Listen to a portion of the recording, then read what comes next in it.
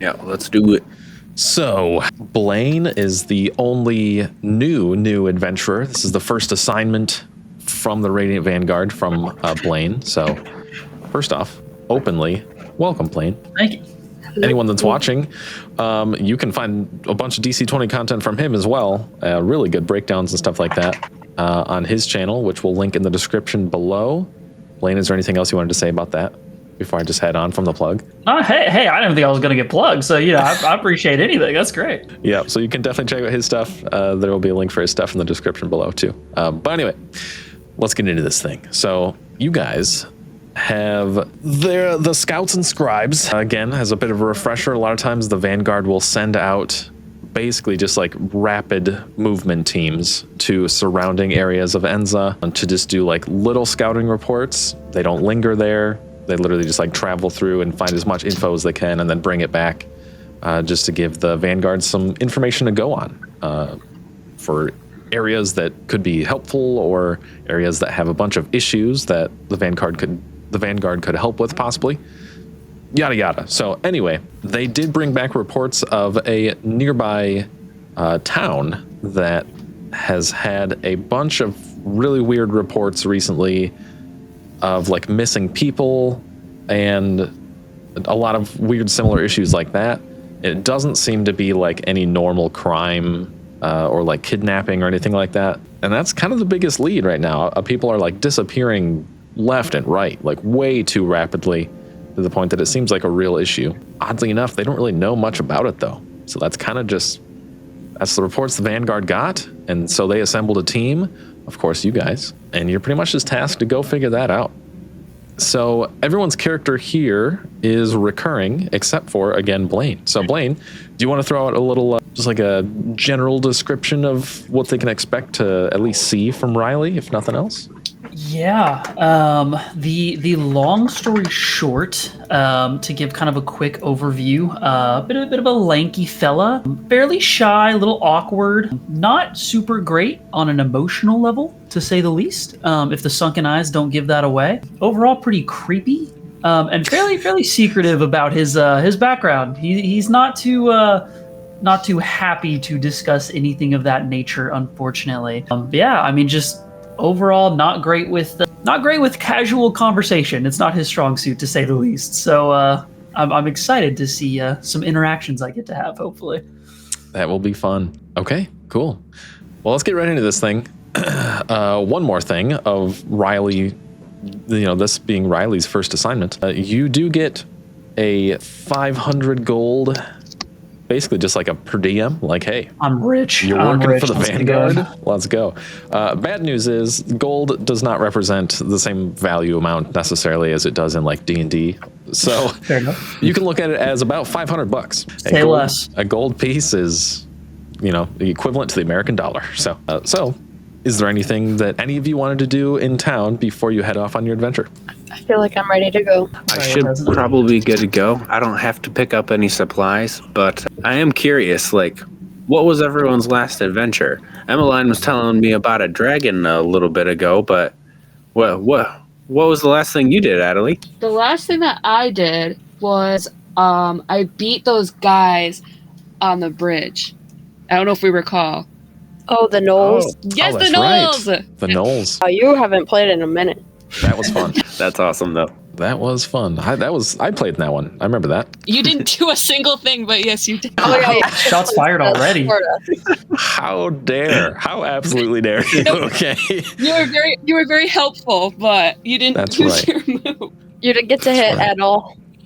Yeah, no, listen, I didn't want to hit it all. Okay, whatever. Listen, I'm GMing this game. We need to move on from this. Crazy to be rude to the DM off rip. I mean, that's a dangerous game you're playing. I don't know. All right. Adelie gets alcohol poisoning. All right. No, I'm just kidding. Just kidding. I was just about to say that I was in a drinking competition. There you go. I'm in another drinking competition right now. I'm betting all my money on it. All right. Well, no checks necessary. You lose all your money and you have alcohol poisoning. No, I'm just kidding. Awesome. Just kidding. Okay. Well, if you guys are all set in town, I imagine it's really just to the assignment then from there, I suppose. Okay. Yeah, if we're going to head out, I would probably try to ask around on our way out, just to get a lay of the land, I want to know a little bit more of where we're actually going, just to figure out if it's going to be a ghost town by the time we get there. Okay. Is it one person a day disappearing, or is it 40 a night? Right. Okay. So far, all the Vanguard knows is that they've had multiple disappearances over the course of a few days, not even a full week. And there's people going missing once a day on average, if not even more than that. And again, the scouts really didn't linger much. And unfortunately, what they did gather was really just that. There's been disappearances. No one understands why. They don't even suspect anyone necessarily. So really minimal information to go on, at least to start. Well, this is going to be an easy one. Right. What could go wrong? Absolutely. Absolutely. So This is actually how I prefer to go into missions, knowing almost nothing. the wild cards. Strategically optimal play. All that information just complicates stuff. Yeah. I mean, it can. That's true. I got to pull up my little cheat sheet here. The old GM's apprentice. Never go anywhere without it. Oh, yeah, that cheat sheet And is the super actual helpful. cheat sheet. Yeah, I forgot about that. I don't have that up either. I'll rely on you for that, Alex. No worries. Somebody calls something out, I'll have it up. There we go. All right. Okay, so you guys are heading out to a town that is called BrokenHelm. And it is to the north. Yes, it is to the north of Enza. And basically, it's a little less than a day's travel from Enza still, even without employing the flying transport now that you have. That is a dragon. So just on foot, it's less than a day's travel directly north. And the town is called BrokenHelm. As you are traveling, there's really very little issues along the way. But just to kind of kick things off anyway, as you guys are traveling, is there anyone that's I'm doing this specific thing while we're traveling? I'm definitely filling this role or anything like that? Well, you said that we're going north, and as a druid, I'm going to look for the moss. Okay. As long as it's pointing the right direction, that's what I'm looking for. Okay. That makes sense to me. Anyone else that can think of anything? If not, it's all right. Just curious. I'll be emotional support. All right, perfect. Needed. Sounds like a Yeah, help action to me. I don't think I'm helping the group right now. I'm kind of sitting in the back, just eyeballing, weary of everyone. Just sitting in the back, mumbling to myself occasionally, as every great rogue does. Excellent. I would imagine that everyone is kind of paying attention to make sure that there's no danger, but I'm paying extra attention. Okay, that there's- cool. All right. She's making up for the attention that I'm not paying. Okay, perfect. Perfect. Thank you. So, Have fun. ironically, Cassidy being emotional support, do you want to help Alex with his survival check, or do you want to help Emma with her awareness check? I'm sorry, but I think survival's more important. All right, perfect. So Alex, go ahead and roll a survival check as you're, making sure your guidance is correct here, looking for moss and stuff. And Emma, an awareness check. Okay, and then +5, so I got 18. Oh, nice. I got 21. Okay. And then Alex will add a D8 to that too. Oh, okay. For a little bit of help. Dang. Okay. So Alex did crazy good. Okay. All right. So let's see here. As you guys, most of the trip there, it's relatively uneventful. Your Varan is easily able to confirm the general location following natural landmarks here and there. So you are going the right place with no wasted time. And Emmeline is noticing, as soon as you get closer to the actual village itself, there are, well, let's see here. What would there be? You are noticing some things that catch your attention. There is a strange, natural thing that's kind of just like a cliff, not like tall cliff, but there's a rocky face that's like a cliffside along the path that you're traveling at one point. And you're noticing that there's a strangely heavy crack in this thing to the point that you can see kind of into this little area that looks like maybe even a little cavernous area by the path as you're traveling. But the crack itself is just completely dark, but you can tell that there's it's maybe like a cave or hollowed out area there. But that's really the only thing that catches your attention on the way to Oakhaven. Nope, wrong place. On the way to BrokenHelm, excuse me. All right. Is this something important I should check into? Or just something I saw and moved past it? Is completely up to you. nothing about it is inherently important, but just kind of catches your attention, I guess. All right. You'd always ask your god for guidance. Yeah, that's true. I think I might just leave it, though. And now I'm noticing that there's something kind of off going on. All right, sounds good. If that is being bypassed, it's really not much, 5 or 10 minutes of travel from there to actually see the entrance to BrokenHelm. So, yeah, you're seeing a few merchant carts moving around here and there, but not too busy. A lot of the people you're seeing like standing outside of the town are moving quickly. Like they don't seem to be lingering. No one's just loitering around or hanging out. A lot of people seem to be moving with like driven intent or to wherever they're going. But there at the front, there is 2 guards. It's really like not much more than like a double door sized archway. It's not some huge town or anything like that, but there is like a little bit of a stone arch there. There are 2 guards at that arch. And they see you approaching, you see them, and they'll kind of quickly greet you and just be like, "Oh, hold on. What are you guys doing? You don't recognize you at all, so who are you?" Who's good at talking? We're inspectors. We're building inspectors, and we heard that we have structure issues. We're checking out the structure. That's all. Yeah. All right, okay. This is gonna be good. All right. Okay, this guy looks a little confused, and he's just like, "Would you mind telling me what kind of what you are gonna be here in what is the word? What'd you say? Inspecting. Goodness. What building? Were you hired by someone?" Yeah, by like the king or whatever. Your leader just wants to make sure that you're safe. Are you gonna allow us to check or not? Oh my gosh. Well, right away they're just gonna be like, "Maybe you've got the wrong place. We don't have a king in this town." No. Dang it. So roll an influence check with disadvantage. Me? Wait. Can I give her guidance? Please give me guidance. Sure. Yeah, I give you guidance. So now you're a straight roll. You don't got to worry about disadvantage. Thank you. We can do it that way. Normally you would just add a D8. Yikes. Oh, it was a D8? Yeah. So you'll still roll twice, so it's still disadvantage, but then you can add a D8 from guidance. Okay. So it's gonna be Thank you so much. I'm afraid that. I really like where this is going. Just immediately starts the conversation lying. Maybe we can play it off as a joke if it doesn't go well.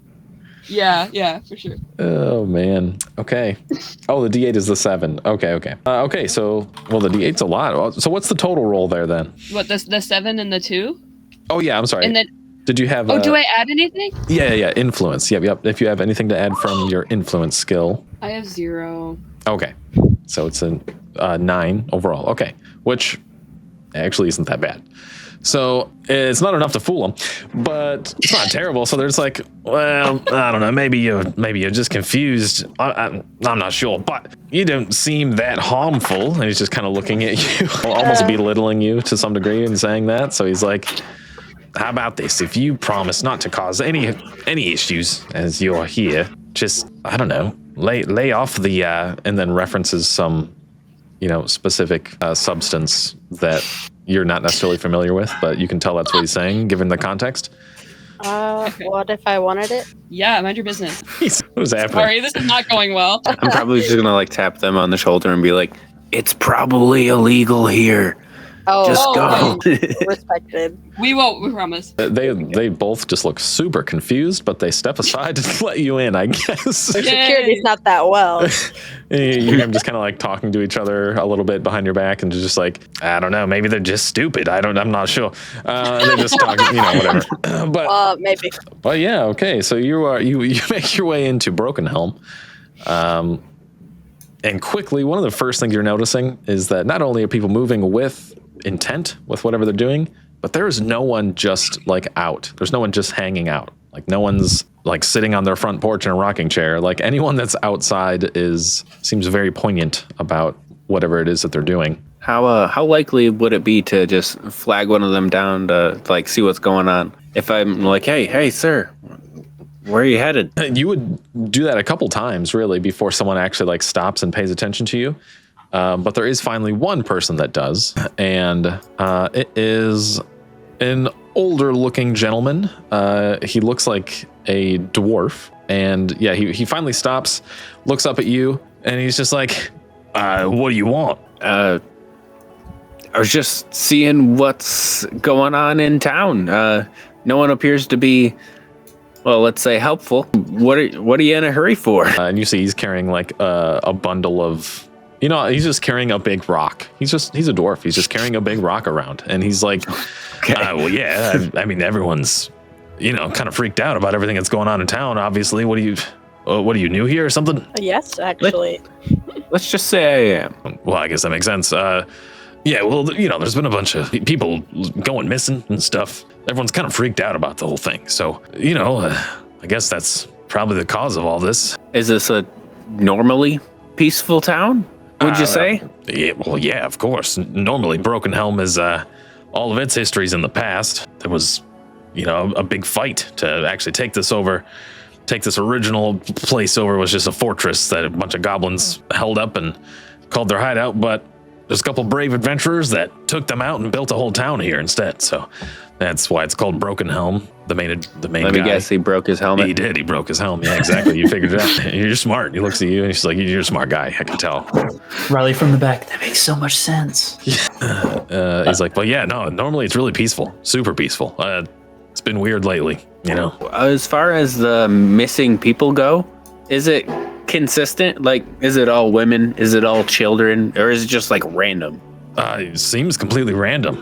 There's been old folks that have been taken, male and female, middle-aged male and female, a couple of kids even. I mean, in the past week, we've been losing them 1 or 2 a day, sometimes 3. Is this conversation loud enough for like people around us to hear? Like it's not like super secretive or anything? Yeah, I would say, if anything, the dwarf's actually being like really not shy about it. He's being pretty open about what he's saying, but it doesn't seem like anyone's really paying attention. Most people are really just going about their business. That was actually going to be my question. Is like, as I'm looking around, does anyone care that this conversation is happening? Is anyone acknowledging this? Since you are asking directly, go ahead and make an awareness check.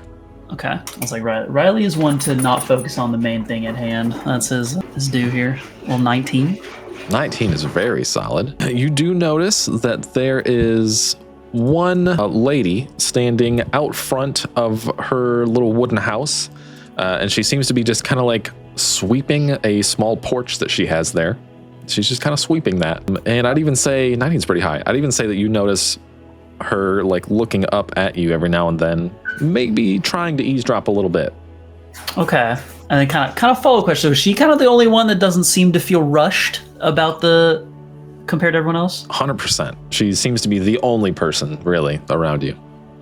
Okay. I will let their conversation continue, and I'll wait till they're done. Okay. I'm keeping an eye on her now, though. I'm locked in. Okay, fair enough. Riley's not subtle about it, so she would probably notice me eyeballing over there. Yeah, fair enough. And then, so yeah, kind of, you're noticing all that, and then this dwarf guy you're talking to, she's like, "Yeah, well, you do seem smart, but hey, if you're looking to purchase anything, I see you're new in town. Are you interested in that?" It just depends on what you're selling. Well, we've got the best gemstones, and we've got all kinds of stuff in my little shop. So, if you're interested, I think she is. All we do is we buy out his store. Perfect. Adelie chimes in, and he, hey, real quick, do you have your familiar like floating around near you right now? Is that a thing? Sure. Okay. All right. He's gonna catch on to that right away too, and he's gonna be like, "Yeah, look, see, so your little floaty ball friend right there. I imagine that's a friend, right? Is that a friend?" Yes. All right, perfect. So, I've got gemstones that look almost exactly like that thing. You could like take it around with you, like a little memento of how much you love your pet. Oh my. Yeah. I think I need them. Looks like we're making a pit stop. Yay. Perfect. I'm bringing this big stone to my shop right now. If you guys want to follow me there. Okay. Well, I've learned something new today. There's no more persuasive of a salesman than a dwarf with a giant rock in his hand. Yeah, and this rock's probably got to weigh like, I don't know, like 90 pounds easy. Like easy. Wow. And this dwarf is just like carrying it around like it's a bag of groceries. You know what I'm saying? Like it's really nothing to him. He's just like got it under one arm kind of thing. So he's just like, perfect. It's this way. It's going to be easy. So as we're like walking in that direction, I'll also ask him, like, is there a time that these people disappear too? I want to get a little bit more of the conversation information if he has any. Okay, Before, I might before, hold on before to we that. walk from the spot, I was gonna say before we walk from the spot, I do kind of like. I assume is it pronounced Voron? Yes, Varan. Man, like Duran, but Varan. Is Varan pretty tall? I assume. I'm from the Underdark, so I'm like 5'5" ish. Okay, so okay. not too tall. We're but actually still not too medium. different. Okay. In that case, I kind of like tug on your sleeve as like people are turning to walk to the shop, and assuming you turn towards me, I just like blatantly point at the woman that's like standing over there. What? And I don't like her. What was she doing, and how old was she? So she was totally like sweeping or something. She was sweeping her porch, right? She's probably like 40, maybe, in her 40s, something like that. And of course, as as soon as Riley points at her, she immediately like stops what she's doing, sets the broom next to her door, goes in her door, and kind of slams it behind her. She's weird. I don't like her. It looks like she doesn't like us either. Honestly, you look at that broom, she's probably a witch. I was thinking the same thing. Always got to stay on guard. Yeah, as we continue to walk away, I'm just like hard eyeing her house, looking for her to like look through a window or anything, just like hard eyeballing it as I walk away. Okay, you do notice. Okay, wait. So you guys are kind of walking, following this dwarf, and you do notice that there's a curtain that moves a little bit as you're walking from her house too. But otherwise, this dwarf strings you along, and he's just like, so anyway, my name's Yalari. It's really good to meet you guys. I can tell that we're gonna, this is the start of a really good, just like consumer relationship, and this is gonna be great. And it's not long. He leads you maybe through a couple alleys, not too far from where he was, until you see like this really little cutout that is just kind of like smashed between a couple other buildings in this alleyway. And it's like just enough room for a door, basically. And he's just like, wow, this is the place. Opens the door, and he's just got like this incredibly narrow, like 5 feet wide shop, just like shelves everywhere and a ladder thing that is like the rolling ladder, so it can just like push along the shelves. And he's just like, this is the shop. Yulari's Goods, of course. You're welcome here anytime. But so we got gems like crazy. The one, your familiar one, to show how much you love your familiar, is going to be right over here. And he kind of, walks you over there. And it is this really like incredibly icy, almost like pearl looking, just like round gem. And he's kind of just like, well, this is it. This is it. And right now it's on sale as well. So Perfect. I love a deal. Yeah. She's sold. And it is a steal at 200 gold, let me tell you. Oh, easy. I'm getting it. Oh, Hey, I still have 300 left, guys. That's excellent. Here, it sounds great. Wow. Quickly hands it to you. bargaining. And wow, okay, you know what? Hold on. Did not expect that to happen the way it did. Okay. The second this gem enters your palm, you feel like it feels cold, like cold to the touch, like he's been holding it in a refrigerator or something. It's interesting. So it's just ice. Is this what you're telling me? I just bought no. It's not ice. It is definitely some sort of like actual, material hard stone of some sort. Okay, good. Is there like Can I special take about a little bit? Yeah, can I take a little look at that just to make sure it's real? Yeah. What in what way are you I mean, you could just do an investigation check, I suppose. Okay. I was saying unless your character's being more specific. As they're investigating this, I kind of go over to the dwarf and I'm like, sorry, you said this was a steal? Did you steal that? You stole that gem? He looks at you. Make an influence check at disadvantage. Okay. Influence. Famously bad at this. All right. It's gonna be great. No, I wasted the nat 20. What a sad day. All right, just a 6. All right. So he kind of like looks up at you like really quick, and he furrowed brow, just like eyes wide, and he's just like, "How dare you? How dare you expect that of me? I'm an honored, hardworking dwarf, right?" You said it. You said it was a steal. That's by no means what I meant when I said a steal, sir. I'm just going. I apologize. I went off what you said. My bad. Sorry. A simple misunderstanding. It's no big deal. Yeah. But no, everything here, and he kind of like turns to the whole group at this point. He's just like, everything here in my massive shop is handcrafted, mined by my own clan, even. It's all good stuff. Use better words. I'm sorry. I don't know. It's my bad. It's what they call a figure of speech. Sure. Whatever you say. But no, I understand. I see the confusion. I get it. You know. My bad. They can investigate now. Sorry, had to hop in there. So, what do we like? Do we like investigation checks? Are you looking for something more specific than just investigating? Investigation works for me. Okay. I'm not 100% how specific I could be with it. I was thinking about maybe alchemy, just to, like, identifying minerals and things, but my investigation is a little better. Okay. And that's 16 for an investigation check. Okay, that's what pretty good. Gemstone is it, if I got it off the top of my head? Right. It is a gemstone that is definitely not common. It's something that definitely only exists in this fantasy world. So it's got some crazy name. It's called Almgadon. Ooh. Yeah. And it's definitely stolen. It is known to have natural magical properties to it, often relating to like really cold or even like void-esque magic. So like somewhere between ice and umbral magics. Okay. Yeah, it's a very fancy gem. I'm going to take a little look at it and be like, oh, okay. See, this is actually what the fancy people use for ice cubes. And then when you finish your drink, you're supposed to say, I'm good on it. Can you be nice to my orb, please? I spent good money on this. she did spend good money on this. She really It's did. a good ice cube. Yeah, Yalari is just like, oh, you get it. You totally get it. I knew you were. I can tell because you're someone from underground, aren't you? I can tell. You got a weird smell about you. What a weird smell. Definitely nothing about your appearance. I don't know why that keeps coming up, but yes. Yeah. He's like, well, all right. Well, anyway, I'm sure all of you need something, right? I've got plenty more gems to sell you. Guys, it's worth it. I don't know if I'm interested in any gems. I think they look very beautiful. Do I see any that I would deem to be otherworldly, like celestial or like deep fiend type stuff? Ooh, interesting. You know what? This guy's got it all. You know what I'm saying? Like, if you're gonna find something like that, I would say 100%. You would notice on one of his shelves, like way up at the top, you see a small collection of gems that he's got kind of like in like a little case. There's like a bunch of circles, spheres, orbs, if you will. Sure.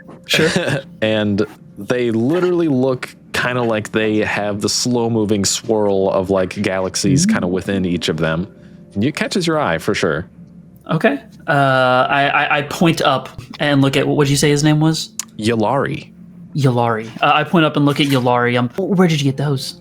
Oh, those ones there. Give me just a second. And he like sprints over to this rolling ladder he's got and just like throws it down to that side of the shelves. And then just like the fastest you've ever seen, like like Kevin Hart climbing a ladder. This guy's just like pop, pop, pop, pop, pop, pop, and gets to the top of this thing, brings down the display of cosmic looking orb gems.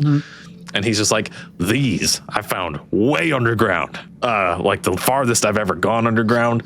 I mined them myself, and I fell asleep the next day and slept for like a full week, and it was the weirdest experience. But anyway, yeah, I actually don't know anything else about these, not gonna lie. I would like to look at it. Am I assuming this is like celestial based? Is that kind of my current assumption? You would guess that for sure. It just kind of like, okay. It seems that way. I would like to. I am fluent in celestial. I would like to speak some kind of celestial words to this stone. It's something that I made, even just basic talk, seeing if I get like any kind of reaction from this stone. Interesting. I'm just gonna let's do a bit of a fate roll here and just see what happens. We'll just see what happens. Just give me a D20 and how about them apples? Oh my there gosh. I've been happier to see that 20. Wow. What an interesting case for a natural 20, okay? And this is how you break the DM, everyone. Take notes. All right. Easy. You say, well, first off, what would be the vague meaning of what you say, maybe? Even if it could be any, whatever, you know? I imagine Riley just gives like a pretty standard greeting. Just like a hello, is anyone in there? Into this stone. Okay. All right. Buckle up. So when you do that, you honestly, I'm going to say you probably don't expect much out of it, you know? No. But the very like moment that you do that, and maybe I'll reveal this to you specifically off, at a different time or something like that in a message or whatever. But you are like just like shocked and like taken back completely because there's like an audible voice response that literally speaks to you, and it's wild and it blows your mind, and it's like enough that basically everyone else's reaction, or like everyone else would see Riley get even more gaunt and pale for a moment. Yeah. And there are just like rapid phrases that you're just like hearing in your mind that you've heard before, and it's just like triggering you so hard out of nowhere for no reason, and you're like, what's happening? Yeah. No, I definitely would have a visceral reaction to anything of that nature. Yeah. I mean, everyone would see Riley visibly just like start ticking and just start kind of like mumbling phrases. You hear a lot of weird stuff. I could, rip some of these phrases, a little do geese see God, no devil lived on, ripping these different phrases just random, very sporadically. To which I eventually gather myself. I look to him and just say, how much? That's hilarious, like super normal. Yeah. I will say the last thing, this will be even more funny because you already said that, but the last thing that kind of like caps off the phrases that you're hearing isn't necessarily even a phrase, but it is like all of it kind of like coalesces, just like madness in your head for a second, and it just like stops, and you do hear that same voice, and it's just like, it's going to be okay. Ooh, okay. Interesting. Okay. Yeah, I do. Okay. Yeah. Hearing that, recenter, and then just turn to him. How much? And he can tell you wants it, right? He can tell you want it, and he's just like, yeah. Well, I mean, like I said, they put me to sleep earlier. I'm kind of afraid to hold him. Maybe it's like, it was like 50 gold for one. What the? How many are there? He's got like 5 there. Okay. I look at him and look at them and go, and it looks like I'm about to just agree, but I slow down and kind of recenter and just, I suppose that's a fair enough price. And I will grab the 250 gold out and hand it to him pretty hastily. Nice. Buying the whole and just set. stash him. I just stash him. I shove him in. Yeah. Okay. And he's just like, wow, I've never seen someone buy so fast, but cool. Great. Well, except for Yeah, what do you mean? Yeah, well, This guy's getting so much money off us. It's She heard 200 and said yes. yeah, but I knew I knew I had her. That was easy. I mean, like, I don't know. It's just different. Anyway, well, there's plenty more gems around if you guys want to look around. No. I can leave. I think I'm all good, but just to mess with the dude's head, I'm gonna be like, good thing you sold the void gems. Those make you go crazy. And then I'm gonna walk away. That was not crazy. What? Crazy. Right about the time you guys are wrapping up, the door opens to the shop, and like immediately there's already kind of not enough room in here regardless, but immediately when the door opens, you have to kind of like move out of the way of the door as it's opening, and right away you are seeing the lady that Riley pointed out to Varan. She just opens the door and she looks super happy, and she's just like, Yolari, how you been? And he's just like, oh my gosh, Honorius, man, it's been a little while. I haven't seen you in a bit. I am hard eyeballing her. I'm hard watching her. And I'm gonna look at her and be like, Honorius. There's say like a little bit condescending, and just be like, how do you two know each other? Yolari's just like, we go way back. She helped me open the place up, actually. She painted the walls. And she's like, yeah, Yolari's a good guy. And you see she's got a couple different rings on that are like pretty stinking fancy. And she's just like, yeah, I mean, he offered me some of these and I couldn't turn him down. So we've been buddies ever since. And then she's she kind of just looks at you guys and she's just like, I don't think I've ever seen you guys before. Are you new in town? Girl. I say outwardly at that point, she's lying. That's She's fine. seen And us, I would she's like seen to- us before. She's seen us before. We're actually just here to check up on the buildings, make sure you're safe. That's all. She's just like, no need to fear. all right, cool. I don't think, she's like, I'm pretty confident I haven't seen you before, but How long was the walk to get there? Like time wise? not long. I mean, it'd been like 5 minutes. That's what 5 minutes ago. You saw us. And she's just like, I really didn't. What did we speak or something? I think I would remember you guys. I'm gonna have my diplomatic voice on and be like, to be fair, madam, that was a quite unique interaction. I don't believe that you would have forgotten such a thing. We're gonna gaslight her. I love it. All right, you know what? Both of you guys. So we'll say Varan and Riley will have just influence checks real quick. I'm so influential. That's about right. Oof. We're looking solid. We're looking solid. We are looking real. Influence takes it up to a 3 for me. Okay. And it was an 8 and a 3. Is that right? You're Okay. So you guys say you're clinging to your guns here, and she legitimately just looks super confused. She's just like, I have not seen you. I'm pretty sure I don't know you. And that sounds like I would remember.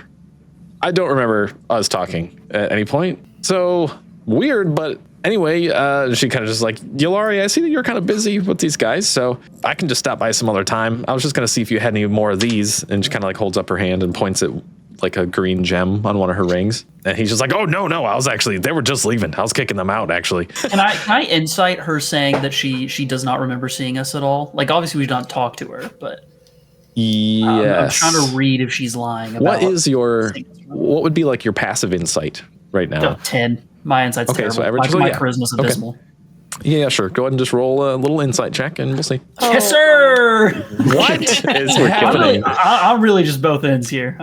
You are extremely, like, you may have externally recovered to some degree, but you are still super weirdly shaken up about the gemstone interaction. You can't keep your can't keep it straight. You really can't tell what she's thinking or feeling. At the beginning of arriving here, the first guy that we talked to was talking about something that we shouldn't be doing. What was that again?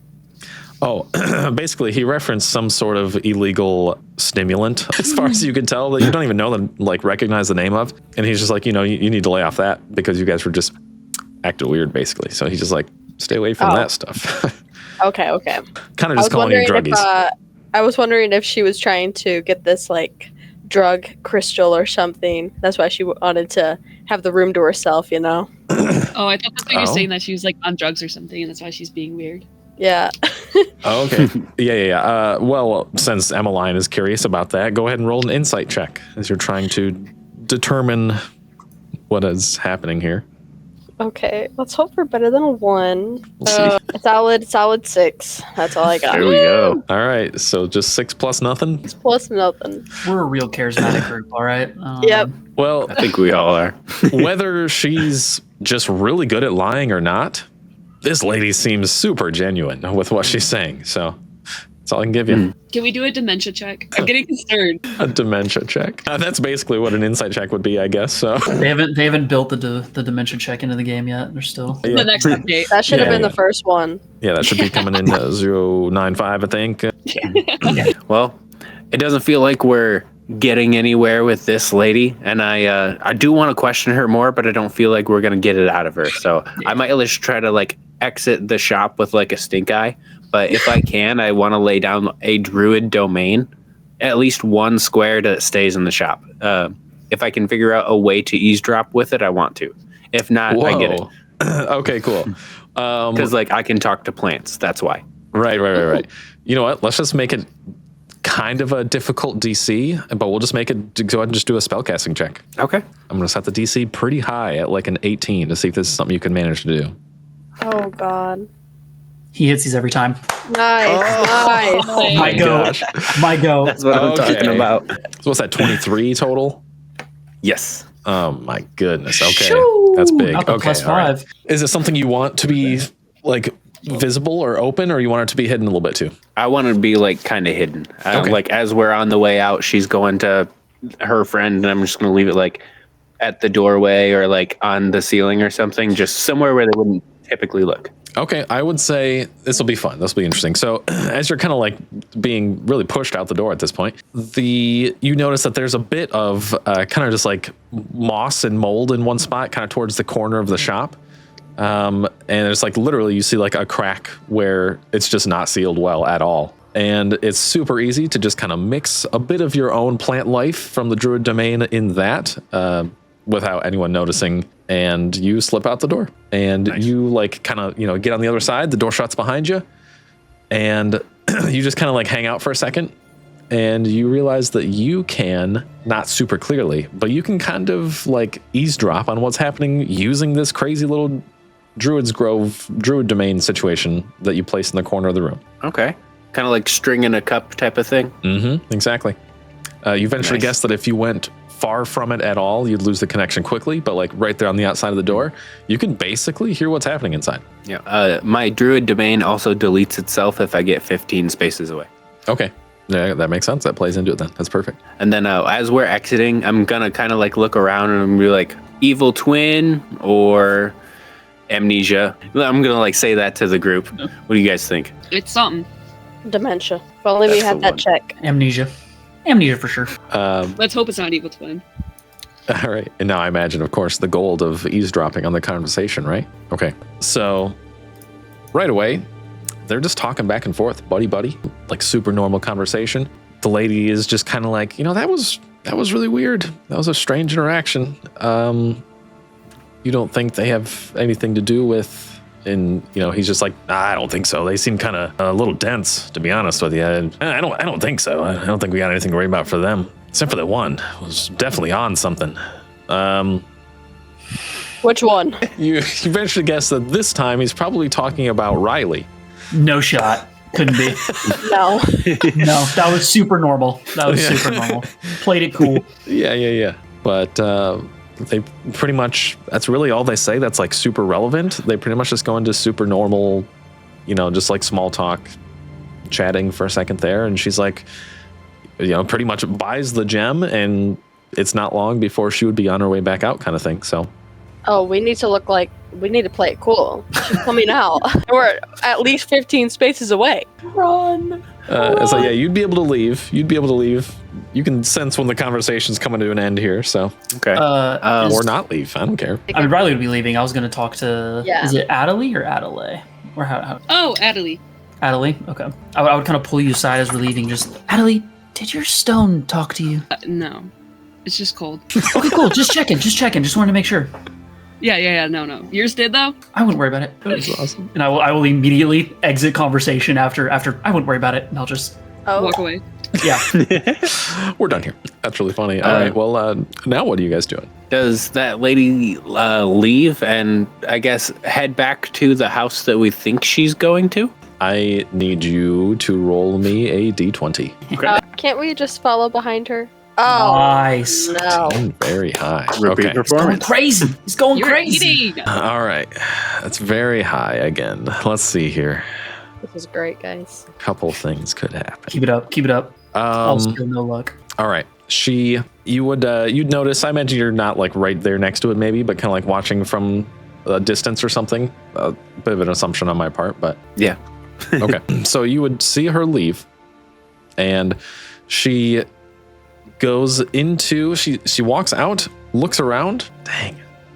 19's really high. Do we just let it go right now? Okay. So steps out. You notice that she just kind of looks around for a second and then kind of like puts her hood up on like the little bit of a cloak that she's wearing. Just puts her hood up, and you see that she turns the corner to just like walk down another alleyway out of sight. But man, you swear you see that when she turns the corner, she like shrinks in stature a little bit. Oh, Yeah, I turned to the group pretty immediately. Told you she was bad. We should follow her. on board. Yeah, totally agree. Like your instincts are on point. You Yeah. should leave. You they do thought see you were a little smirk for a sec as you compliment Riley, and then it just goes back to serious. Yeah, thank you. And I will turn to like to begin following, unless anyone has anything to say about it. No, that sounds good to me. Okay. You kind of head over to the alley where she's headed. Let's just have like a little, just everyone roll an agility check. Oh. Just straight agility. Agility or stealth? Just straight agility. Yep. Okay. +1. 19. Oh, that's pretty good. 13. Let me see if I have anything extra. Mine is 14. 14. Okay. Well, I imagine basically all of you are going to beat it because she rolled what would be a 5 in a contest. So really without issue, you catch up to that alleyway before you lose sight of her. And you look down into this alleyway and you see that she definitely has like shrunk a good like foot. You know, she was a taller lady originally. She was probably around like 5'11", like really close to 6 feet even. And now she's definitely like 5 feet tall. And you can only see her from the back. The cloak is up. But you notice also the cloak has changed at this point. You're like physically watching the cloak kind of be altered a little bit and just like sinks into this like dark grayish black tone instead of like the vibrant greenish hues it had before. And you're like seeing this happen right before your eyes as this creature is walking down the alleyway.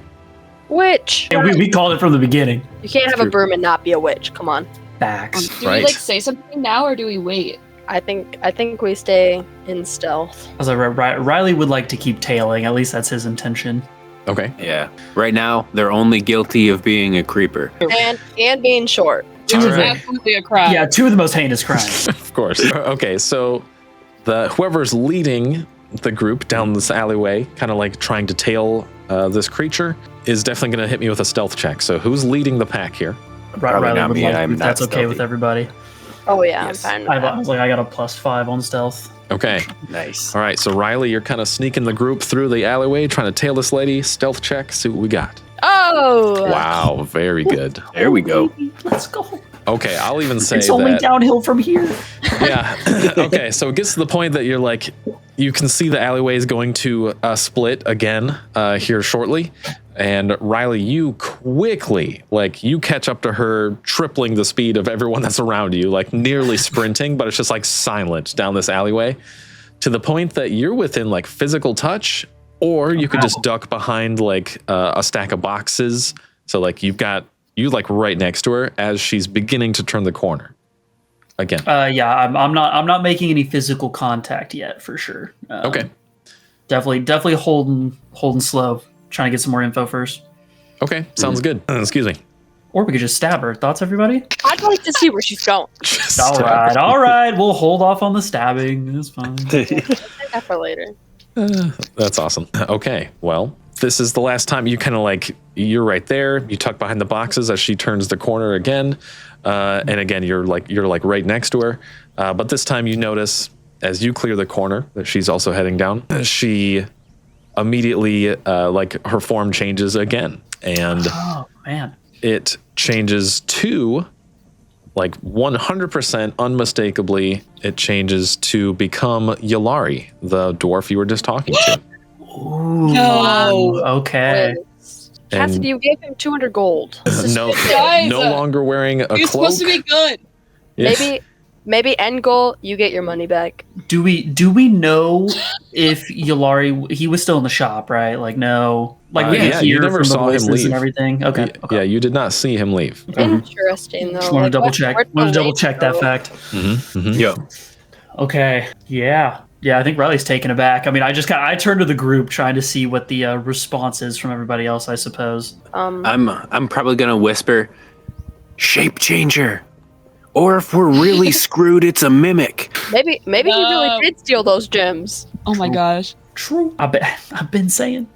Riley's always. Yeah. Yeah. I just look at the group and go, number one suspect. Like kind of looking for agreements from the group. Yeah. Nodding, yeah. It's kind of one of those things where you like look back at me and I'm like just Okay. You see a little edge, a little smirk pop up on Riley's side of his lip, and then it's just not. But really, So- I say, yeah. So the cloak, one of the things you notice, obviously, the stature's changed completely at this point or whatever, too. But like even what's being worn has changed a couple times. Like the cloak is no longer a cloak, as Yalari was probably just wearing like some kind of epic like leather sleeveless tunic thing. They just had like super long braided hair, somewhat typical dwarf. So looks completely different now. And so now this creature portraying Yalari is kind of just like continuing to walk down the alley until you see it begin to turn, like the alley itself begins to kind of like turn into just like more of a main street if it were to just keep going. And it seems like this creature just kind of keeps on going into the main street there. I guess looking at the group, I would just hit set up a trap tonight. definitely. We got to. I can set up a bunch of different domain spaces. I have up to 8 of them. So if somebody steps on it, they'll know. I can also set spider webs. And if somebody steps on them, I'll know. I like this. Yeah, I think I would just be suggesting to kind of get a lay of the land around her house. slowly developing this plan in Riley speak. But lay of the land around the house and kind of try to set up to the best of our ability. Okay, very cool. Okay, and one of the things that basically the last bit of interaction with this situation is as soon as this creature, per triangulari or whatever, gets into the main street, he bumps into another person, and there's like a few people that pass here and there, and then you immediately lose track of him, like instantly. Yeah, to be expected. But anyway, you are heading back to around the lady's house, is what you were saying? That would be Riley's recommendation, if anyone else has any. Yeah, the plans of attack. Yeah, it makes sense to me. We don't really have a direction to go to. I Right. feel like if we did want to do something else, then we could talk to like the families of the people who are kidnapped or something like that. But that was pretty sus. No one's going to lie about that. So the lady went into the shop after we left, and only one person came out. So I guess I'm wondering if it was even the lady at all, or the shop owner at all. If they're in on it together. Right. And what's up with those void gems? Those seem pretty creepy. I won't worry about it. Well, you've convinced me. The famously charismatic Riley strikes again. Okay, all right. So if the plan is to go survey the area around her house, Honorius' house, basically you could, you pretty much just head back there right away. It's not far. And right away, you notice that the curtain that you saw move, that Riley saw move as you were kind of like, watching the place, is a little bit peeked open, and there's definitely some sort of like candle or torchlight or something inside their house currently. That'd be the first thing you see. Okay, morbid thought. What if this person is actually like stealing bodies? So like we haven't necessarily seen the people that they've changed into afterwards. So what if that dwarf is like straight up dead? Yeah, we just never checked on him. dead. Maybe we should go back and check. I was like, assuming we have time. Yeah, it's only like 5 minutes away from the house. Right. We do know this, so we can And- go check the store again. If Maybe- we also pop in our heads on this little house here, we might see if this lady's dead inside too. Oh my god, maybe that's why they don't remember us. Okay, do we want to examine the house or do we want to go to the shop? I think some of us should stay. Maybe like 2 of us stay back just to make sure she doesn't leave without us knowing. Somehow escape the trap, and 2 of us go to the shop. Splitting the party has never failed in D&D ever historically. Never ever. It's always the best idea. No, Riley's down. I mean, Riley would request staying at the house because he can kind of more stealthily hide amongst the house to be ready for her return and not be seen. Riley feels that's a better suited. I think I would like to go to the shop, yeah. Maybe, if she steals bodies, I think this guy's probably dead, but maybe he is not, and I could help him. True. Okay. All right. What about you, Adelaide? Just take me wherever. I don't care. Well, do you want to hang out with Riley, who's super fun to talk to? Sounds like a great time. Say what? Oh, join right, the man. party. Let's go. All right. That's hilarious. Heading to the shop then. Okay. This is perfect. So Adelie's with me. Yep. Yes. Okay, cool. We should have our crystals bond. You guys will have great conversations, I'm sure. Yeah, I'd love to get clued in about your talking rocks. Oh, that's awesome. But no, you don't got to worry about it. Oh yeah, I'm not worried about it. I forgot. Okay, who first? Let's see what happens. Who was first? I guess I am curious. Okay, are you guys doing anything around the house right now, or are you just kind of hanging out there, keeping an eye on it? Would Adelie want to get into the house or no? I think it'd just be easier for me to just kind of I could take like little peeks in the windows, see what's up, but I think I'd rather just like lay low, because if someone is in there, I'm not trying to get in trouble. That makes sense.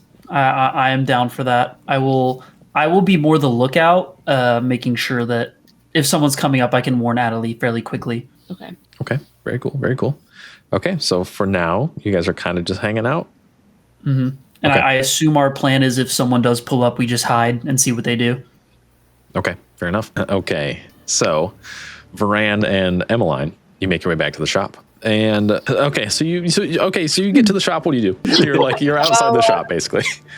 I want to see if the doors are locked or not, because if they're not locked, then at this time of night, isn't it kind of late? I'll say it isn't. It's not too late yet. Shops might still be open. It's like maybe the sun's looking at setting here shortly, kind of thing. So there's still a little bit of daylight. Honestly, I think I just go in I mean, if the poor guy is dead or missing, he won't mind if I just barge in. Okay, fair enough. So you reach for the door handle and the door is locked. Oh, well, that's a good sign, right? I don't think so. I thought maybe he would have done it. Why would a shop close their doors during business hours? That doesn't. Right. That doesn't And seem this guy right. likes his gold. He really likes gold. Well, I'll be courteous. I'll give it a knock first, and if nobody answers, I think we need to find a way to just break in. Okay. You hear your own knocks kind of reverberate in the weirdly shaped space on the other side of the door a little bit, and there is no response. Oh no. You could give it a knock with your hammer. Yeah. Let me just do. Let's just get a little forceful towards this door a little bit. Okay. What do you do? What does it look like? What kind of force are you using? Honestly, I'm not sure. Maybe. The door isn't a super sturdy door, so Yeah. you're gonna force it open. So that's kind of what I mean. Like, what's it look like? Zero might or anything like that. So I'm just gonna kick it. A real Okay. hard kick. Okay, sounds good. You rear back the foot of a determined cleric and just smash through this door. The door kind of just like slams open, bounces off of the wall, and then almost like begins to close again, kind of thing. But first off, you see right away that the shop is currently completely empty. Okay. I would like to investigate. Okay. I'd help if I could. Okay, go ahead. We'll have Emmeline roll an investigation check and add a D8. Right. So I add them all together, right? Oh, yeah. Okay. So 16, 22. Nice. Very good. Okay, so you look around. It looks like there might have been a little bit of... Like, there's a few papers here and there that are just kind of scattered about. The place is a little bit messier. There's, like, little things here and there that are kind of misplaced. It doesn't necessarily look like anything has been, like, stolen, but it does look like you rolled really high. So I'm just going to... Basically, you see traces that someone left quickly. Like, there's just some things that were, like, maybe you notice that one of the stands near the door was kind of like bumped, as if it was like, you know, someone hastily like rushing out the door and ran into it a little bit or something like that. Yeah, it looks like right now it's empty, and it looks like it was recently left rapidly, I guess. Okay, but there's no sign of the dwarf. Currently, Not there's at not. Gosh. Okay, so that's a good time to take a break there. You're noticing over on the other side, now that that's kind of up in the air, you're noticing that there is a little bit of, like, you hear like some floorboards creaking on the inside of the house over by Riley and Adelie, as you're kind of just like hanging out near, maybe like you kind of hear through what's a relatively thin window, I imagine, but you just like hear very creaky floorboards inside, like moving around a little bit. Something's moving inside for sure. And that's the first like obvious sign of life other than the light inside that you've heard in a bit. Are you guys doing anything with that or still kind of just hanging out? Are the steps paced normally? Good question. They were paced somewhat quickly as far as you could tell. Okay, so a lot of rapid squeaking. Yeah. Okay, but we only hear one set of them. Yes. And then maybe like, depending on how long you're waiting, maybe like 20 seconds later, you hear the same thing again. Okay, I guess I look to Adam. Should we knock? I'm too scared. Do you want me to knock? I mean, yeah, you should. I'll keep an eye out on the outside. I nod. Of course. And I will walk up to the front door and start knocking. Okay. You knock, and right away you hear like some shuffling inside as soon as you knock. And then it's like a moment, like a little bit passes, maybe like 5 seconds. And then you hear a, yeah. So you hear some shuffling, and then you hear a female voice that is definitely Anarius's voice, as far as you can tell. Okay. And it's just like, hello, who is it? I go to say Riley, and I look to. Are you next to me right now, Adelie? Yeah. Are we house inspectors? Yeah, we're the building people. We're checking the frame. I'm sad I get to miss Okay. this. I would have backed you up so hard. That's really funny. Okay, very fun. All right, so there's just like some hesitation for a second. Not a whole lot happens right away, and then the door opens, and you see the lady. You see Anarius there, just like standing, holds the door open, and she looks a little bit concerned, and she's looking at you guys, and she's just like, I it's you guys. Yes. And Do then you- she's like, yeah. she's like, I saw you talking to the dwarf earlier, Yulari. Yeah. Yes. Are you friends with Yulari? Yeah, we're friends. Yes, we're somewhat close friends, I suppose. Somewhat. And have you seen him recently? Have you had a chance to visit him? Not since the last time I saw him was when you were talking to him there in front of my house. Liar! I look over to Adelie.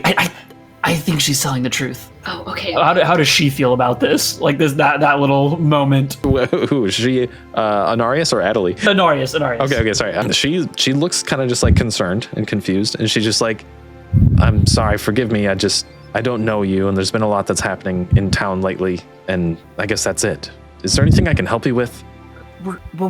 And I'm like about to Adelie could probably pick up. I'm about to just tell her that we're here to help with like the disappearances and stuff. Would Adelie give me any kind of signal to not say it? Because if not, Riley's just gonna rip it to her. Yeah, no, absolutely. I'm going to tell you not to say that, and I'm going to ask her to let us in so we can look at her structure. Okay, yeah. Riley backs down. I'm just like, well, we're here to, and I see Adelie's, and I go, No. We're doing inspections. It's required by law. The guard said that you could let us in, and now you have to. Roll an influence check. Can I help with this? Adding in like a. You already said you might need. Well, she might not even need the help anyway. Oh dang! I guess for you know what. We'll say to make it even more funny in narrative, Riley does kind of like chime in and help a little bit, but she looks almost worried when you say this. Like she really takes it your word, and she's just like, "Oh, I guess that makes sense. That's why I don't recognize you anyway. All right, well here, come on in then," and literally just kind of opens the door. That's why her floorboards are so squeaky. Oh, we should have said. Wait, that would have been such a good. Yeah. catch. No, dang it. It's not We too can still late. use it. We can not still too use it. Yeah, we can still use it. Man, your floorboards are squeaky. She's like, how do you know that? Well, Oh, So loud. as house inspectors, we can tell it's a structural integral problem thing. It's hard to yeah, we know all about it, man.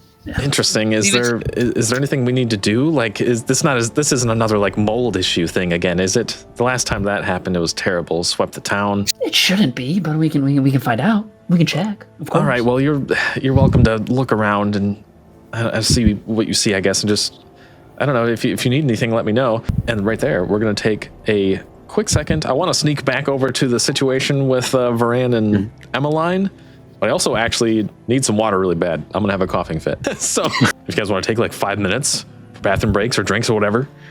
Yeah. Okay, cool. Let's do that. And then we'll be picking up with Varan and Emmeline at the shop.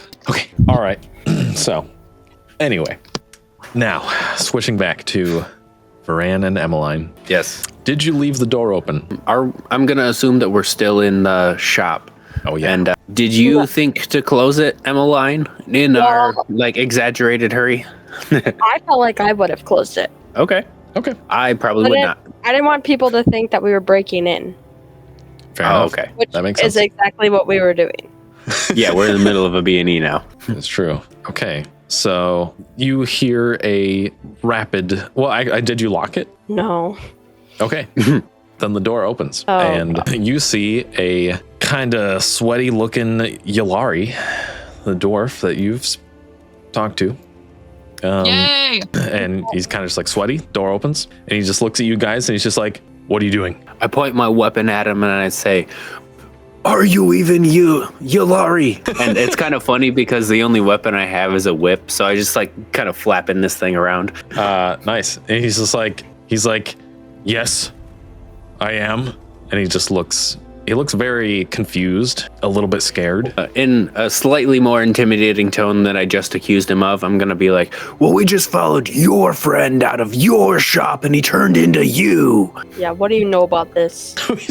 And he's just like, "Oh, well, yeah, I can explain. I see. I think that I'm being stalked. Maybe it's hard to explain. I don't fully understand, but when Anarius left, I don't know.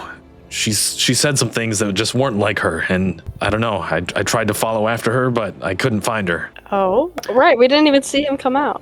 Yeah, I was gonna say, we were following her. Good. Yeah. How can you explain this? Do you know of any shapeshifters in your city? You see, his eyes go wide, and he's just like, "Shapeshifters? I mean, no, of course not. I don't know. I don't know anything about that, and I didn't expect that was the case. I thought that maybe she was just being strange, or maybe she had something going on, but... Well, I think you're being strange, because we didn't even see you chase this lady like you claim to have done. Okay, at this point, I'll just have you both, or one of you with help, roll an insight check. Your call. What do you want to do? My insight is 0. Mine is 2. Oh no. I'll take the roll. If Okay, I'll you give don't him mind. guidance. Okay, Nice. that sounds good. Better flavored help. Yes. Oh gosh, okay. All right, let's hope for an 8. Uh, Wasn't an 8. So 13. Okay, you can't tell what's happening. You can't tell. That's it. You can't tell what's happening. You can't tell if this is like this is obviously the guy. This obviously isn't. Something's going on. Like, you really can't tell what's going on. Okay. So was that a investigation check to see if he's lying, or an investigation check to see if he's him? That was an insight check, Okay. just to read, the person in front of you. well, I don't believe him, and I don't know if he's even who we were talking to earlier. Maybe we question him and ask him to tell us, because he also said that she was acting weird, and we were listening in on the conversation. So let's just all walk to your friend's house. Yeah. We'll have a That's quick cool. sit down conversation and see who's telling the truth. Because if she's talked to you recently, then we'll know, or if not, Right? just based on how many interactions that she's supposedly had with you. Right. That makes sense. Okay. He agrees. He's just like, that seems reasonable. When I looked for her, she didn't say that she'd be going home, so I didn't expect to look there, but I mean, we can definitely check it either way. Oh, we're Yeah. pretty sure she's home. Yeah. Yeah, let's go. We That's kind of funny. scared her into her building when we showed up. All right, yeah, he's just like, all right, yeah, let's go. I'll come with you. Hopefully we can get to the bottom of this. And so right about now would be maybe the time you guys are reconvening. So you don't necessarily see Adelie or Riley as you are around. Like, you go right up to Anarius's house with Yulari, and you don't see your friends around, and you're like, I know that's where they were. So you do see a little bit of light coming from the inside. So what do you guys do? I would like to put my ear up to the door to see if I can hear them. Okay. Right about now, you put your ear up to the door, and you hear like the muffled conversation of like, I hope it's not mold. That's been the last time that was such an issue, and so you hear them talking inside. I immediately know what's going on here. We are home inspectors. We are home inspectors, absolutely.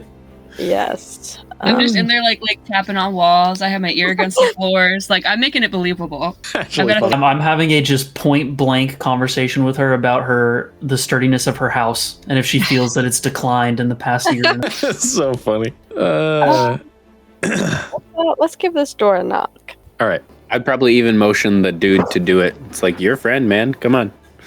Yeah. Okay. Yeah, that makes sense. And Yulari's like, yeah, no, that sounds good. Sounds like she's in there, and then knocks on the door. So all of you guys I inside freak out. hear it. Yeah. Were you expecting somebody? Yeah. And she's like, I wasn't even expecting you. Touche. Okay. Well, she would kind of look at you guys and just be like, I guess I'll see who it is. Yeah. I like slowly reach my hand down to like my size. That would be like hidden on my hip, waiting for her to open the door. Okay. And she's just like looking at you and just kind of like concerned, like, what's happening? Just open the door. Slowly walks to the door and like just hardly peeks it open, sees Yulari there and sees you guys.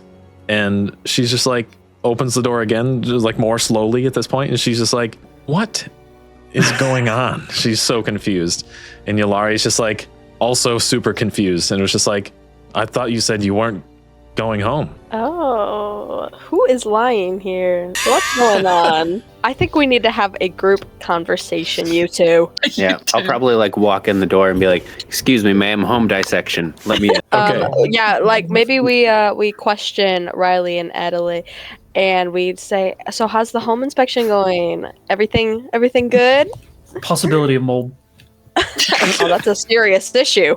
Floors are squeaky, walls are solid. Narius turns back and she's just like, I thought you said it probably wasn't mold. It's a possibility. Anything is possible, ma'am. I suppose you're right. All right. So she just welcomes you all in at this point to her home, and she's just He's so nice. she's so confused. Oh. Now it is officially time where I need a deciding factor. So any one of you, feel free, take your pick. I need another fate roll. Oh. I've done one already. Someone else can run it. Yeah, I was gonna say I've already used my good rolls today, so maybe one of you two. Can I still use my guidance, or is that not a thing for fate rolls? Not a thing for fate rolls. Fate rolls are just Cassidy, I don't know if my luck is great. How do you feel? I can do it, but if it's bad, you can't get mad at me. Of course not. We will. I'm not promising anything. I want to be clear. Guys. Oh! And I'm Okay. mad. There it is. Oh, okay. no. Okay. So now you guys are all in her house. You're talking things over, and especially Yalari now kind of like comes forward and is just like, I just spoke with you in the shop, right? Was that what's happening? And then he's just like so confused, and she opens it up and she's like, I did not go to your shop today, Yalari. I didn't see you earlier today. I saw you talking to them, but that was it. And they're just kind of talking back and forth. Are you guys doing anything, interjecting or anything like that? Or Wait. you just Didn't she say she saw us at the shop? no, she said that she saw you in front of her house talking. In front of the place. Okay, so the fact that she said that, and she didn't say that earlier, I believe she didn't go. Yeah, Riley thinks we're with the two real ones. Yeah, for the most part, I'd probably just let those two do the, but you said, no, you said, and then like let them figure it out on their own. Okay. And then after they like come to a conclusion, I'd be like, so this is why we're here. I'm thinking somebody's in the house that we don't even know of right now, because we saw somebody go in. Some sketchy person go in, right? Like we saw her, right? Like she just went back into her house whenever we pointed at her, I think. Yeah. Yeah. The person we were And then following? a person that looked like her showed up at the shop. Oh, I thought we And then followed that them person- back to her house. Yeah. Well, no, we didn't follow that person back to her house. She got we lost in followed the street. them. Yeah, Okay, but they okay, ended okay. up turning into the dwarf before we lost track of them. All right, so yeah, let's let them talk. Okay. So yeah, basically they're Riley just- is anxious to interject and tell the truth. So they just talk amongst each other for a little while. They're super concerned why two house inspectors know the other two people that are like, it doesn't take long before one of the things that they figure out is that you're not house inspectors. No, dude! Yeah, I know. Yeah, You're telling me basically that they're just wasn't like, yeah, foolproof? no, they definitely came to my shop and bought stuff and a whole, whatever. So they're just like, they're just like, how would you know each other if you're house inspectors? You all went to what's going on? So they do kind of debunk that. But after hearing them talk to each other for a while, it really seems like both of these people are the original true people. And I would also maybe ask why somebody's shaping into them. Like, do you have enemies? Is there somebody out to get you or the people you love? What interactions did you just have with this person who you technically don't know? Like that kind of stuff. Just trying to retrace the steps. And then at the end, I'm going to be like, and do you think they're the ones who's making all the people disappear? Right. Fair enough. Okay. So those are good questions.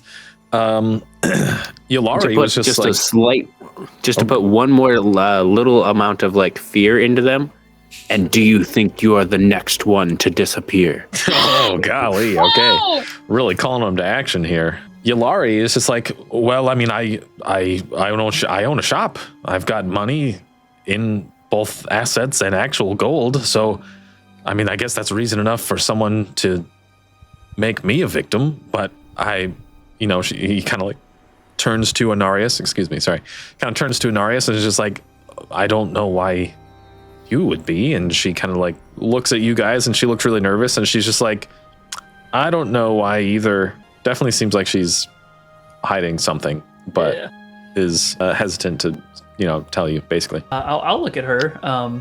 Just if we're honest with you, will you be honest with us? All right. All right, sure, fine. But you first. Who are you actually? Are you really home inspectors? Only as a side gig. It's just not why we're here, that's all. Our main objective is we are the Radiant Vanguard. That's right. Oh, snap. And we've been sent here to check out why people are going missing. Try and help you guys out. Okay. And she's kind of taken back by that. She's like, oh, that's interesting. I didn't know the guard had anyone helping figure this out, but that's good. All right, cool. What's the Radiant Vanguard? And just kind of, ask that whole question. The Radiant Vanguard is the new city that's just popped up just over the horizon. And I'm going to point south a little bit. Real small city, a couple 100,000 people. You're good. Okay, interesting. Okay, we'll get to that later. I will tell you, in case we're running low on time, I don't know what's happening, but I will tell you a bit of a secret. I may have inherited a grimoire of sorts as like a family keepsake. You see, my great-grandfather was a very studied wizard of sorts. And yeah, so I have a grimoire of his that is possibly worth a lot of value, especially to the right people. So that's the only reason I could think that someone might target me. Okay. Does this do anything? Like, does it just sit there and be a book, or is it extra magical and dangerous somehow? As far as I know, it's just got a bunch of research stuff in it. I don't think it's actually magical in nature, but it's got a lot, like really his whole life's study and life's work in it. What kind of research? Oh, I don't really even know. I hardly met him when I was little, so I don't know much of what he was into, but a lot of it seems to me like maybe studying like maybe darker, frowned upon spells and things, like maybe like even necromancy and other similar situations like that. How many? But like people, I said, I don't know much about it. How many people know about this, that you have that in your possession? Good question. No one, to be honest, as far as I know. And then she waits a second and she's like, the last person that knew was my brother, but he was killed. He was actually murdered here in town about 5 years ago. Did he have anybody close to him? He, honestly, we didn't really talk much. The one time I tried to get him to come over and open up about his life, I told him about the grimoire that our great-grandfather left me, and that's almost the whole conversation we had. Would we be able to see this grimoire? She's really hesitant, but she's like, I guess so, yeah, sure. And she kind of goes to a small drawer that she has kind of like under her bed situation, and pulls out this super dusty book, kind of brushes off the dust and some cobwebs on it or whatever. And she's just like, it kind of freaks me out, so I don't really open it or anything, but here it is. Okay. I'm going to try my best to look it over, maybe investigate it a little bit, but if I can, I want to read it, or at the very least, have a book that, like, take the cover off of the grimoire and put it on another book, and then, like, claim that I own this book. Maybe I could be a decoy, or somebody could be a decoy for the next disappearance.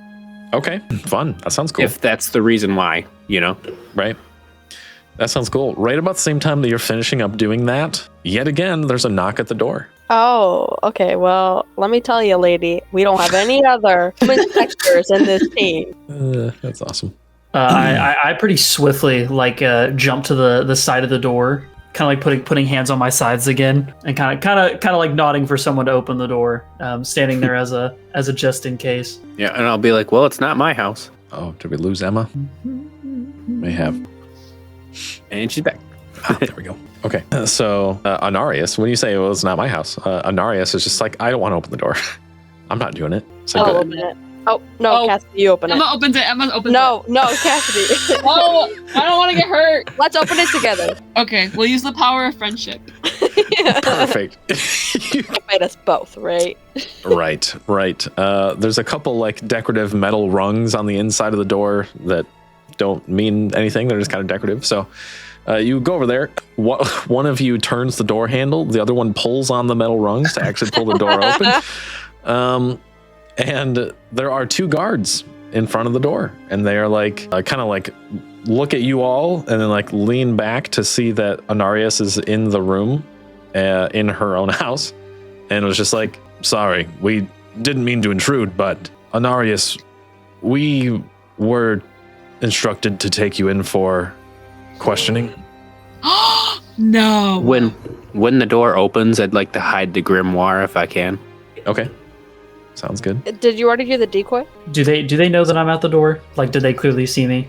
Because in which case I'll move out and say something. But if not, I don't want to look suspicious. So Riley would stay there. Okay, fair enough. Roll a stealth check. Okay. What the heck was my stealth? 5? Yeah. Nice. Good lord, I've never rolled this well consistently in my life. This is amazing. Doing good. Welcome to the campaign. Yeah. Can I question the guards? Like, ask them, like, what's the reasoning for this, or would they not tell me? I mean, you could definitely ask him. Riley is completely hidden. Like, they definitely did not notice that Riley's there. I'm just staying there then, because I don't want to scare them by accident. So I'm just staying there. In the Fair enough. shadows. So basically, Emmeline, you walk up and you kind of like, I guess you're already there. You're at the door. But somewhat clearly, you look like some sort of mage. Like you guys don't look like normal people necessarily. So like, Okay, buddy. I'm just saying, yeah, ain't normal. No, but they kind of like look at you and realize that you're capable one way or another. And they're like, yeah, well, we can't really disclose exactly why, but we've had reports of someone that looks like you being around town recently. Tonight? Yes, today. Well, can we try to defend her and let them in on what we saw, the person changing their look and everything? So you do, and one guard seems to kind of bite, and he's just like, I don't know, maybe we should humor this idea, and they kind of just like are talking back and forth, and the other guard is just like, I don't know. I mean, they asked us to just bring her in. How could we know? Like, maybe these guys are all in on it. And they're just kind of talking back and forth about all that. So they want to believe you, and they're kind of just like, we really just got to take her in, but I don't want to rob you of it either. So go ahead and roll an influence check. Okay, I've got 0 influence. Oh, okay. So sorry, lady. I tried. So after discussing for a while, they're like, even if you're right, we have to take her in still. All right. Are we going with? I feel like we should just let them take her, and then we'll figure out what's going on. Because the only way we're really going to free this lady is by showing up with the person who looks like her. True. All right. All right. So Anarias is kind of looking at all of you and really hesitant. She's just like, I don't understand what's going on, but I guess if you guys say, and she's just like, all right, I guess I don't really know what other option I have. And so she kind of just goes with them, and the guards are like, don't worry, ma'am, everything's going to be fine. We're going to figure it out. And they leave her house. You see them walking kind of towards like the, further into like the center of town area. This poor lady has had such a night. So we're throwing a house party? So yeah, what do you guys do now? Basically, you're all alone with Yalari at her house. I stop holding my breath in the dark and just, thank God they're gone. Golly. As we're sitting alone with Yulari, I might say, so do you want to be the next one to get carried off by the guards? Or are you going to help? Yeah, he's just like, I mean, I'll help however I can. I really don't know what I could do, but yeah, I'd happily help. I look at the group and say, we should look for someone that looks like them too, because he's with us and she's gone. So if we find her, it's not her. True. The shifter or whatever is currently Yalari, or at the very least, that's the last we've seen of them. So if we make sure that Yalari does not leave this lady's house for like the day, yeah, and then we'll just go looking for Yalari around town. Real tongue twister you gave us. Either Yalari or Inari. If we find either or, then we know it's like clogged. Definitely. Okay, so you guys are kind of like discussing this. Yalari's 100% on board too, and he's just like, it all makes sense to me. I can just hang out with you guys basically, and to make sure we can't screw it up. Right about now, don't tell me someone knocks on the door. I'm gonna lose it. There's not a knock on the door, but you do hear a distant scream. Thought you were gonna say a knock on the window. You do hear a distant scream. It sounds like Anarius. I'm running out. I'm going. Yeah, I'm running. I follow. And I'll probably tell Yolari to stay here. Yeah. Okay. All right. That makes sense to me. Okay. So, So there is a distant scream, and you kind of like step out, and you see a little bit further down the street. I wonder if Emma's actually disconnecting or if Roll20 is being weird. I think it's like because sometimes the voice things cut out and stuff. So I think she said she's having like that stuff. Yes. My thing keeps like disconnecting. I don't know. It's Okay. probably just my Wi-Fi. Oh, it's happening to you too? Yeah, it's just like for a second. I just like kind of like wait for it to like not. Okay. Well, as long as Alright. it's not a really long, big thing. Yeah. If you're Don't want missing you to miss anything, out. right? Yeah. If you're missing anything, just let one of us know, and we'll happily recap it for you. Whatever you missed. All right. Okay, so yeah, you step out of her house. You look a little bit further down the street, closer to the middle of town, but really not that far. I mean, they didn't make it that far.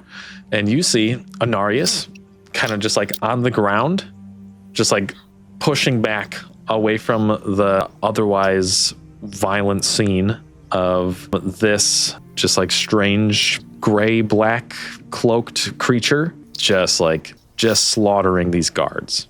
Oh my That are god! with Is it Okay. any of the forms, or does it look similar to the forms we saw the creature shifting through when we were following it? So Yeah, weirdly, is when that you're cloak familiar? It is definitely familiar, yes. And weirdly, like you only see that form as this thing is like openly attacking, but it is like it's using like it's like moving its hands, but not its body fully. It's like moving its hands around, and you're seeing just like almost just like waves of air just like slicing through these guards. But it's almost immediate that they are just like basically just cut to pieces. Man. And you see Anarius just like trying to like paw away. I mean, I look at the other three, just go, now or never. Boom. Okay. Yeah. Yeah, I'd pretty much just shout wild shape, and hopefully we're gonna, get this going. Okay, cool. All right. We're going to get this going. So for now, we're looking at something like that. What a cutie. Right. And let's see if I got this right here. Organize some things here. Those aren't the right sizes. It's like roughly that size. Yeah. Okay. You guys can be wherever you want, starting from no further than where Adelie is. So any squares, not even necessarily right in the street, but somewhere in that area as you're running towards this person. It's good to me. Like Sorry, that's actually not. Vision, as I say now or never, I like immediately slink into the alleyway, going around this like outward path here. Okay, that makes sense.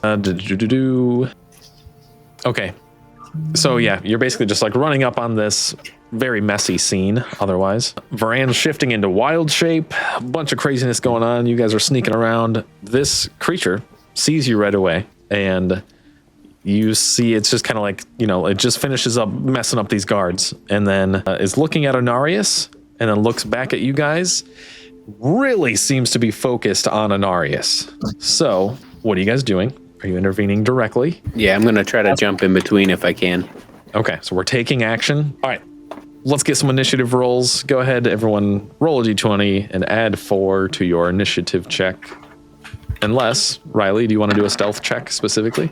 I would be stealthing through. I am trying to like catch it off Okay, guard. feel free. Ooh, my God. Oh, No! Wait, not another 6. oh no! Oh my gosh. I think it knows I'm That's coming, great. guys. I think it's aware. That is funny. Okay, so Emma got a natural 20. You guys definitely beat the encounter DC, so you will be going first. You are welcome to switch up your turn order however you want to. I don't really care about that too much, but I'm going to give Emma the first choice at least. So, Emma, do you want to take the first turn of your guys' order, or you want to give it to someone else? Shoot. Alex, you said you wanted to jump in front. Yeah, I'll pretty much be the shield here. Okay, maybe I'll move. I'll try and make a shot at him once he does that, just to Okay. get the Alarius out of the way. Okay.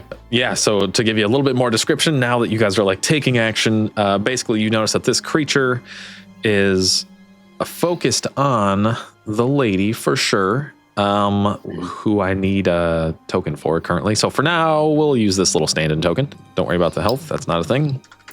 All right. Exactly how I picture. Yeah, something like that. So, yeah, that is Anarius, and she again is just kind of like trying to get away slowly, but this creature, you notice that it like reaches up his hands, and you see like almost like spectral blades kind of like just like floating in the air in front of it. It definitely looks like this creature is just gonna mess up Anarius just like the guards. That's what you're working with. Okay, now feel free. What's happening? So I'm gonna go ahead and start off with my wild shape. This is gonna be my one free one for the day, so I don't use any stuff for it. Okay, nice. That's awesome. I think I don't use mana. I still use AP for the 1 AP to wild shape. But I'm gonna go ahead and change in my white tiger form, and this one right here is gonna be slightly faster. So I have a speed of 6. Nice. I'm gonna go ahead and go here and then here. So that's 2 AP for movement, 1 for wild shape. And then now that I'm in between these two, I'm just going to take a big, massive bite right out of this one with the tiger jaw. Okay, nice. Let's see it. 13. 13 does hit, actually, the physical defense with a normal hit. Big. Nice. All right, what's the damage there? It's just 1. Okay. Piercing damage. Okay, nice, gotcha. So you take a bite out of this thing, and the moment that you do, you realize that, first off, its attention 100% switches to you for sure. Does not seem to be interested in pursuing Anarius right now. It's just like, you're an issue. I need to take care of you. But yeah, it looks right at you, and for the first time, you hear this thing's voice too. It like shifts, you see its face kind of shift into a couple different things almost for a moment before like locking eyes with you, even though this thing has like just sockets, not necessarily eyes. And it looks right at you, and it's just like, You pests again. I'll deal with you quickly then. That was so cool. okay, so that happens. Now what? You'd hear a muffled roar coming from me with him in my mouth. Right. And then that's the end of my turn. Okay. He will go, and then the rest of you will go, basically. So he's very focused on you guys. Right away, he kind of moves what he had these apparated, weirdly looking like spectral blades, and just like heavily focuses on you, Varan. It's going to blow every one of its action points to try to hit you really hard. So basically, it's going to attack with advantage and a bunch of extra damage. 2 extra damage, technically. All right, let's see it. Holy crap. Oh no. No. Is he dead? I sure hope not. Okay, well, it was... No! The total is going to be 25 against physical defense. Okay. Oh. So With a in natural tiger 20. form, in tiger form, my physical defense is 14. Okay. Oh. So that's heavy and brutal, and then a natural 20. So that's going to be a plus 2 damage from the natural 20, 1 for base damage, and then another 2 for heavy and brutal. And that's all you need to break my wild form of 5 HP, which my tiger is empowered of HP, by the way. Okay. That's good. That's really good. Okay, that's great. So the base attack is doing 2 damage. Oh, then it's 6. But there's only 5 damage on my temporary form. Does that carry over to my true form? Yes, the 1 extra would, yes. Okay, absolutely. The good news is that's all it can do. That was all of its resources in one blow, so... Nice. And you're going to hear a really loud... Yeah, that sounds about right. So that's all of its turn. Now, you guys can stick with the turn order if you want to, or like I said, whoever's got a plan to do something next, feel free. How do I see my spaces again? While you have your token like held with left click, you can press Q to bring up the ruler too. Or actually, maybe you can just press Q anyway. No. Oh. So basically, act like you're going to move your token, and then just like press Q and while you're moving it, or instead of moving it. So in order to heal Varan, how much damage did you take again? Oh, so I only technically took 1 damage because my wild form has a health of its own. Okay. So thankfully that tanked it, ate it up. Well, you're within range. I'm going to try and put my shield of faith on you. Cool.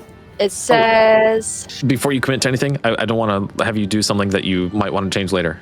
I forgot to mention, at the end of his turn, after he does all that mess, it looks like he just kind of like hands his hands out, and you notice a few spots on the ground that I'm going to mark right now, actually, that are just like a weirdly like glowing with some weird like bluish dark energy stuff.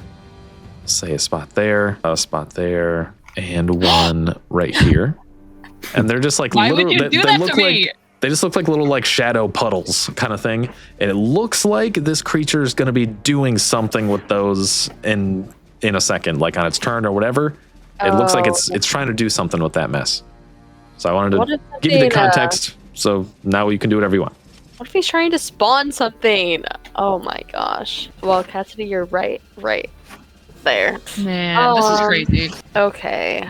Well, shoot. I think I want to try and blind it with my light spell.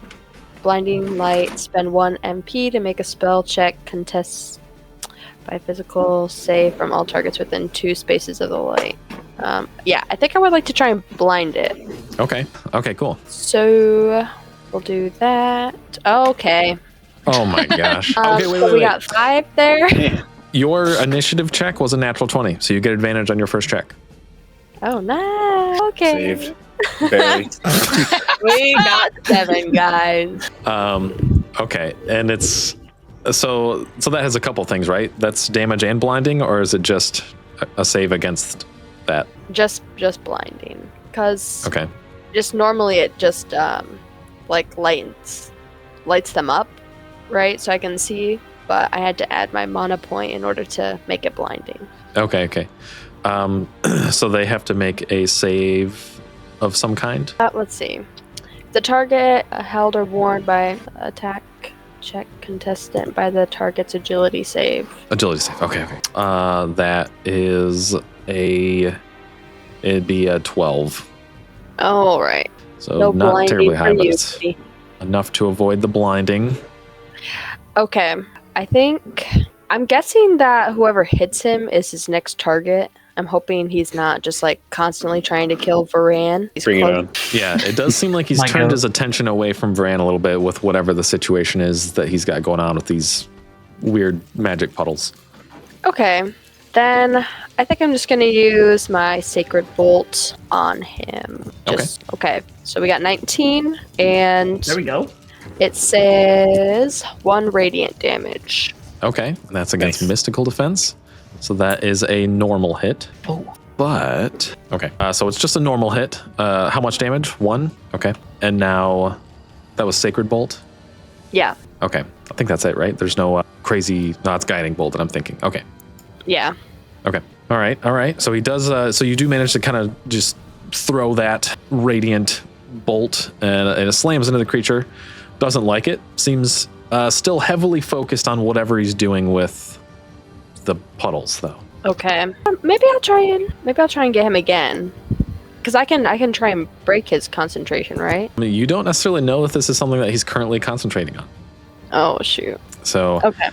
seems based on the fact that you hit him already, like maybe he's like sort of drawing his attention a little bit, but it seems like whatever he's doing, he can take some hits, and it's like that thing is possibly still going to keep happening. It's hard to say. Okay.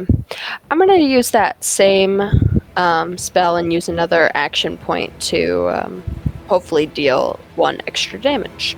Okay, let's do it. I think this time it's at disadvantage. Oh, shoot. Do it again. All right. So we got 20.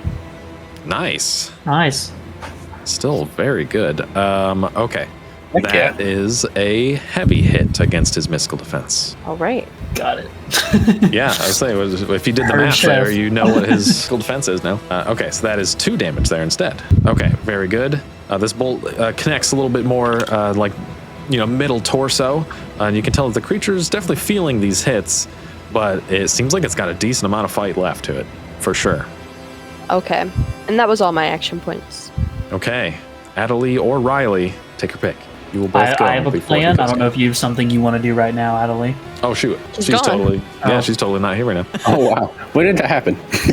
Right? When did that happen? Uh-oh. I should Yeah. do. My turn and then see. Yeah, I guess so. Yeah, just to keep things moving here. Okay. Hopefully she We'll can hop back on. definitely move with the first action point here. So we will 1, 2, 3, 4, 5. Now I am going to use the feint skill-based action for my second action point, and because of cunning action, I get half of my movement when I do this as well. So kind of coming out of the bushes, Riley's slipping and sliding, and he's kind of like slinking in behind him as he faints in, kind of stepping on the opposite side to Varan here.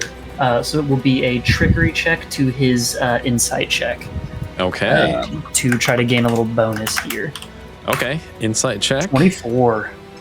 Oh, nice. Oh, that's so good. 23.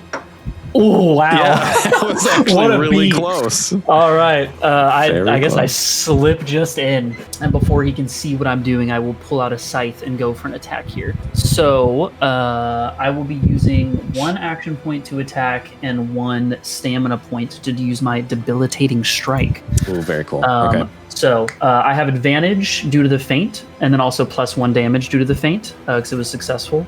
Excellent. So we will roll to hit and pray. And you get a +2 from the flank with Varan, too. Okay, sweet. So I am at +3. I'm trying to remember. So to hit is just prime, right? There's nothing else to do that? It should be a normal attack check, so it should be +4. +4, okay, because of the... Okay, cool. Yep. So +4 and then +2 for the flanking, and then advantage from the... whatever you call it, 21? 21 is pretty stinking good, and he has to make a save to do stuff too, right? Yes, so he needs to make me a physical save. So his choice, physical. Okay. Firstly, it is a heavy hit, so we got to remember that. Sweet. Nice. She's back. She's back. She's back. She's back. Only 8 for the physical save. Nice. Okay, sweet. So I'm going to give him exposed, which is going to last until the start of my next turn. So all attacks against him until the start of my next turn are going to have advantage. Yes. Very good. Okay, that went so much better than I thought it was going to. Yeah, that was really good. And that attack will deal 1 for normal, 1 for feint, and then 1 for heavy. So Dang. I think 3 damage. Okay. Very good. Very good. Okay. You guys are starting to chip away at this guy for sure. Okay. Exposed. That went so much better than I thought. Okay, that was a lot against this guy here. I am going to make him make a check. Like, that was a very just successful situation. So now I'm going to make him kind of force a concentration check to see if it was enough to pull him out of whatever the mess is that he's doing there. Okay. Nice. What to do with my 1 last action point And here. technically I already gave away his bonuses for... Oh, not for that, though. Never mind. You can tell us, it's okay. Oh, my gosh. He actually Won't rolled a judge you. natural 20 anyway. Again. So... Damn. Okay, so he still manages to keep up whatever mess he's got going on here, but... Fair enough. And Was that it for your then turn? I have 1 more because I did move, feint, and attack, and use my stamina point. Do you get a stamina point back? If you use it, you don't get it back in the same attack, right? Like it would have to be a separate. Okay, just making sure. Yep. Then I will attack again with my last one. I am dual wielding, or sickles, not scythes, rather. I am dual wielding my sickles, so this one will not have the disadvantage thing. Okay. It will be advantage due to exposing. So this will just be basic attack. I don't have any. any With nonsense. another still the +2 situation too. 18. Nice. 18 against the physical defense is a heavy hit. Very good. So 2 more. 2 more damage. Very good. Okay, you guys are chipping away at this creature now for sure. That will be it for Riley. So Riley kind of slinks in from under the bushes and hits him with 2 quick little sickle attacks before he even knows what's happening. Okay, awesome. Very Heck cool. yeah. Okay. Well, that was awesome. Cassidy, welcome back. Everything good? Thank you so much. My laptop literally just like died. I don't know why. I didn't have it plugged in. Okay. No worries. So that was awesome. Yeah. Technically, all you really missed was Riley's turn, and you still caught most of what happened at the end there anyway. Cool. True. Sorry. Wait. Okay. Okay. So do we know what's going on?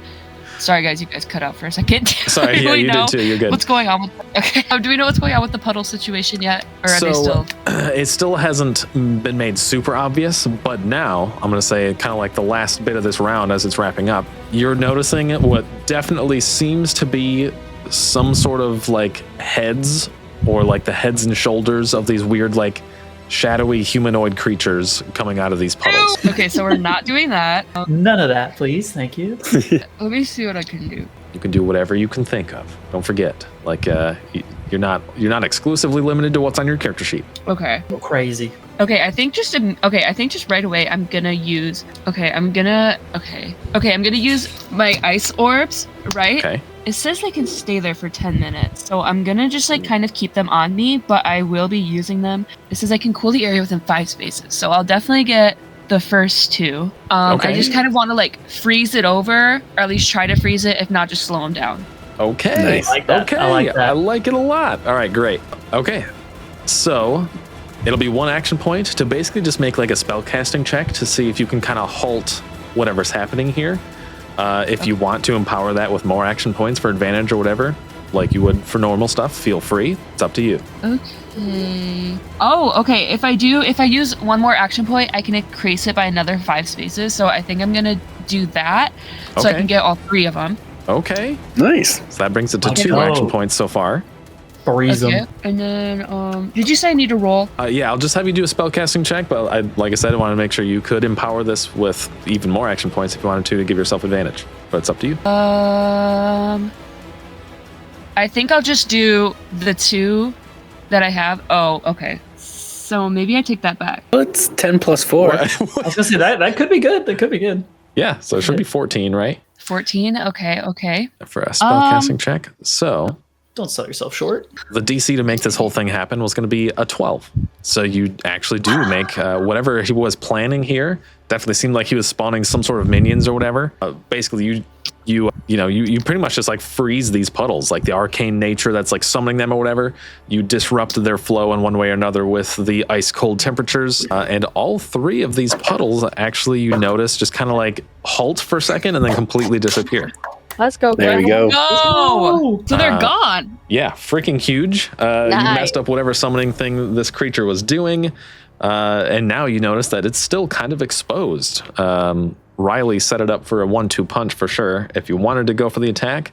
But of course, first, this, disrupting this creature's plans, it looks directly at you. Oh, Okay, awesome.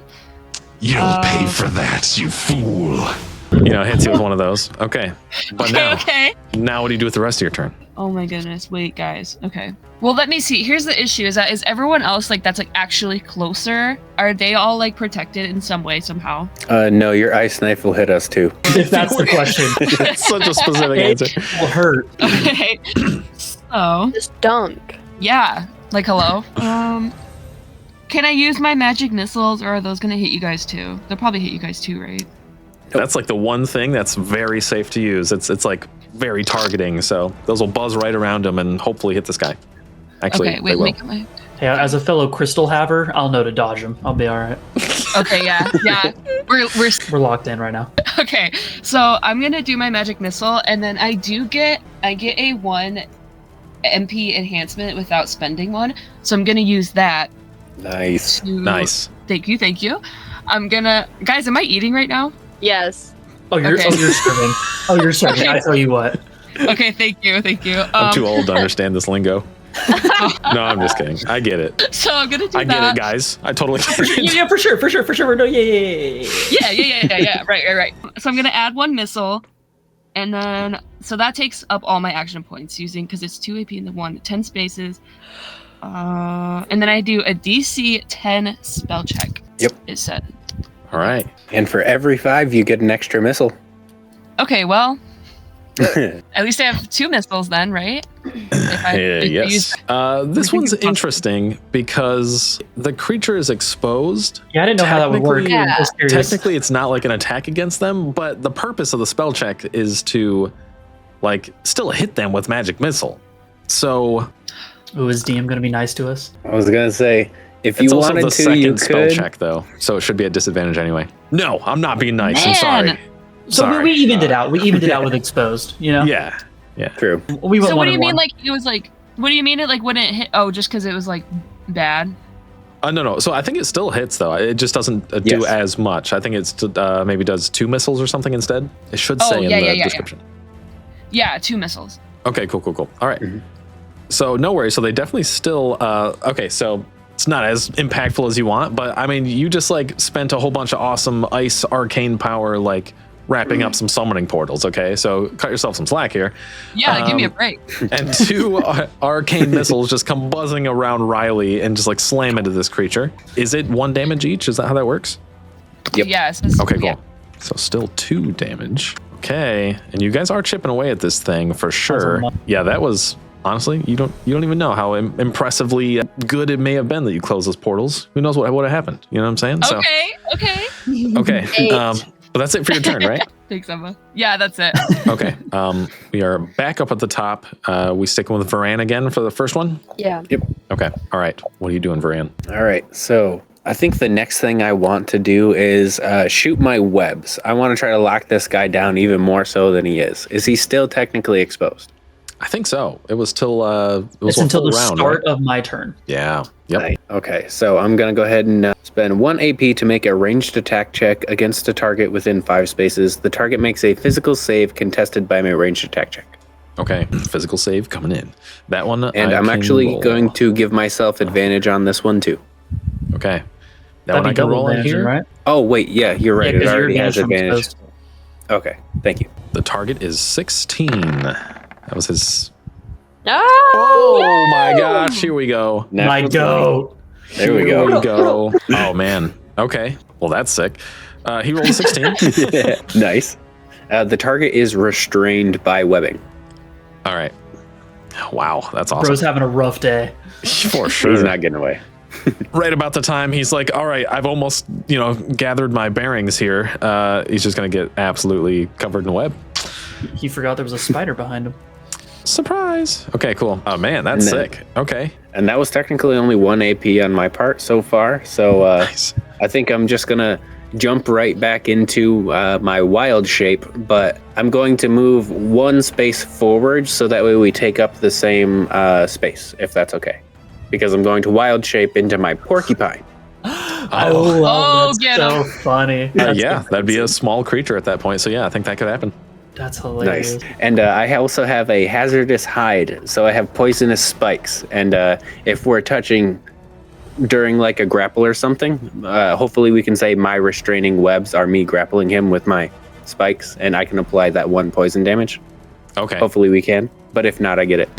I mean, that makes sense. I can get behind that. That makes sense. I can get So behind that. specifically, hazardous hide says you have poisonous spikes or other some form of defense mechanism to keep creatures from touching you. While you are physically grappled, your grappler takes 1 poison damage at the start of each turn. Creatures that start their turn grappled by you also take this damage. Okay. Man, it's So I'm technically very... not grappling him, but I want to, in a way, just poke him. Yeah, okay. I can get behind it. Sure. I'm down with it. Yes. Okay. And so that's 1 AP and 1 MP to wild shape, moving forward with 1 more AP, and then I'm just gonna do a attack at disadvantage while we're standing in the same spot. Okay. I'll still give you the +2 of Riley helping you flank as well, so you get a little bonus there. Thank you. And is he still exposed and restrained? Oh, yeah. Oh, yeah. Oh, yeah. What? Double. What exactly does that mean for him? Those are advantages for both of those, so Oh, okay. So it takes me all the way up to advantage instead of disadvantage? yes. All right. The status effects stack up. Oh my. We have a gross little combo and we didn't even know it. Yeah, that's amazing. Dirty 20 right there for a 1 base damage for my attack, and then with the 1 poison if you haven't done that already too. Okay. Plus the heavy. It's a heavy hit as well. So he's taken 3 damage outright from this little porcupine cannonball. That's awesome. And honestly, that attack looked like it came straight out of Mario. Just jumped, flipped upside down, straight on him. Yeah, literally. That's awesome. I love it. For a second, you're just stuck in this creature's back before it's able to kind of shake you off. So very good. And this creature is at this point showing some wear, some real wear, nearly bloodied. So we're almost there. Ooh. We're getting there. Okay. That was it for your turn then? Yep, all good for me. Okay, now the finally this scary guy goes part. again, but he's still exposed and now restrained. Yep. But the webbing has an HP of 2, so if he can slash the webbing for 2 HP, then he can be unrestrained at least. Oh, okay. He's totally going to try to do that instead of physically escape. Oh, man, does he want to... He wants to make sure. He wants to make sure he's in a bad spot. He wants to make sure he can get out of this. So he's going to roll it at advantage as well. So... Let's see here. 2 action points here to do that. I'm adding, he adds 5. Okay, so it'd be like a 21 against the webbing to try to attack it. He does have disadvantage on attacks for being restrained. Just figured I'd let you know. Oh, shoot. Okay. Dang, normally I'd go with the first roll anyway. But I'll roll one more time, and that'll be the second. DM's being nice to us, maybe. It'd just be a flat roll. He is. I'll roll one more time, and it'll be the flat roll that it should have been the first time. Okay. So I did forget about that. So a dirty 20 instead. Is it... I guess the base damage is 2 anyway for his attacks. Okay. Okay, so he manages to... It costs him action points. Very valuable action points. But he does manage to break the webbing. Now, man, I feel like... actually, Riley screwed him up a lot last time. Okay. Even though the porcupines is super annoying, Riley beat the crap out of him. So he's going to actually kind of turn his attention to Riley, I believe. And he's going to go from what before was just kind of daggers that he cut the web with real quick. He's going to go back to his spectral, crazy energy blade situation and try to... attack Riley. I'd like to see him try. +5. He's been, yeah. I He's will. gonna I will good. before he rolls. I will use a reactionary action point here, and I will use my sidestep maneuver. So I can move one space, but I do have to stay in range. So I'll kind of like sidestep to the side, and that will give him disadvantage on this attack. Okay. He was spending his last action point to make it at advantage originally, so now it's just going to be a normal roll. Okay. All right. Oh my gosh, 16 plus 5 for a Oh. Still 21. painful. Still painful. A heavy hit on my physical defense. Okay, it's 2 base damage, so that'll bring it up to 3. Ouch. So that is everything this guy can do. Your turn is up now. The exposed condition ends. Or I think the line was before me. Oh, I'm Yeah. sorry.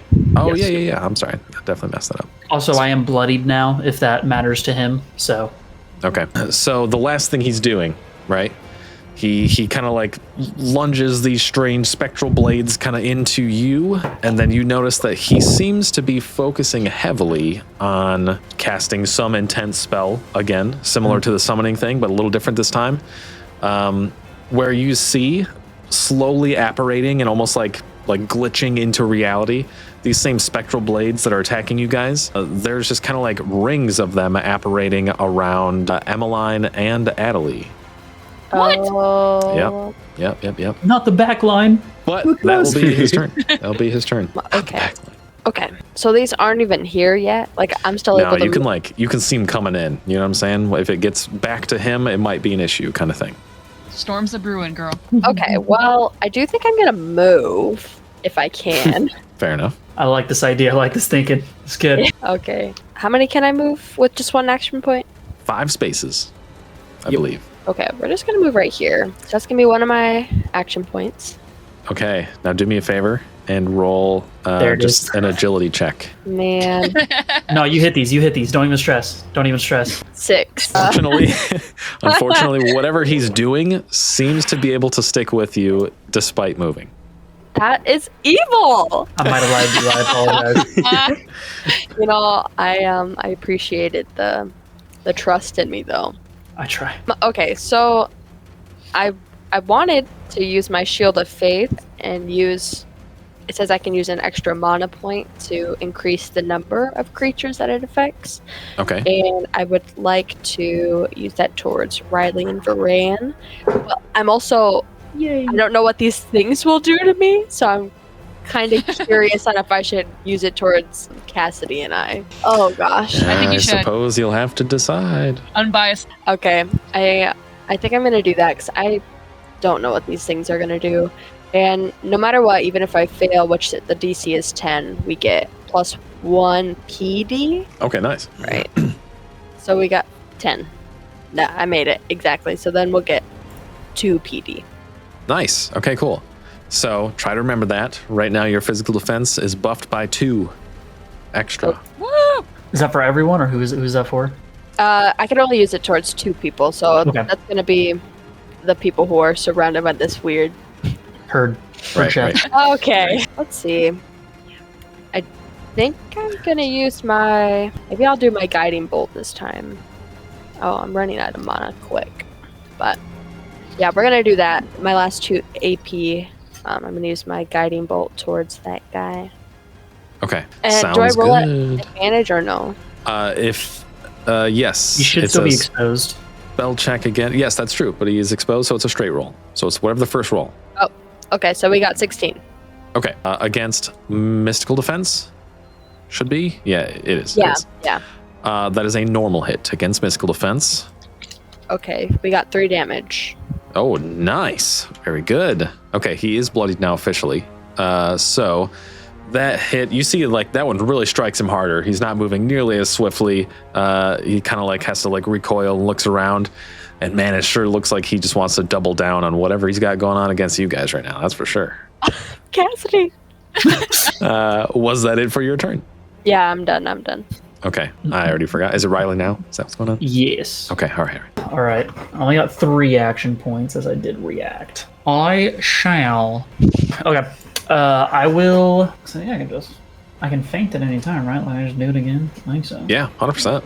Okay, cool. Yeah. As I take these spectral blades, I will try to kind of shift back to my position, a little like duck and weave, trying to feint him one more time. So I will. Same thing. It was trickery versus his insight. Oh Nice. my goodness. Nice. Looking good. He only got a 13. Okay, sweet. So I will gain advantage and +1 damage again. Nice. I really just want to make sure this hits. I'll also bring up I'm flanking him too. That's true. Yeah, you're getting a +2 on attacks and stuff too. I forgot. Okay, we'll get a little greedy. When does that ever go wrong? So I will use my stamina point because I regained it on the attack last turn. Afterward, and I will do another debilitating strike. So this will just be an attack at advantage with the 2 flanking, and then he'll have to make me a physical save. Okay. Physical save. We'll try to roll again just in case. Nice. This is insane. I am infamous for rolling bad in every D&D group ever. Like this is so great for me. All right, See, perfect. don't worry, that's my title. Okay. So I see. I couldn't relinquish it. I got you. Yep. So 20, He's adding- 21. Oh, nice. He got a total would be 7. He does add 5, so definitely not enough. So I'm gonna blow your mind here. I'm gonna expose him again. This poor chap. So I will. Good thing the guards aren't here.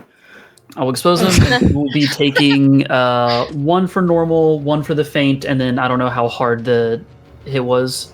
What was the total It's again? Sorry? 21. Against physical defense is Yes. a heavy. Yeah, just a heavy. Heavy. Okay, so it will be 3 damage again. Nice.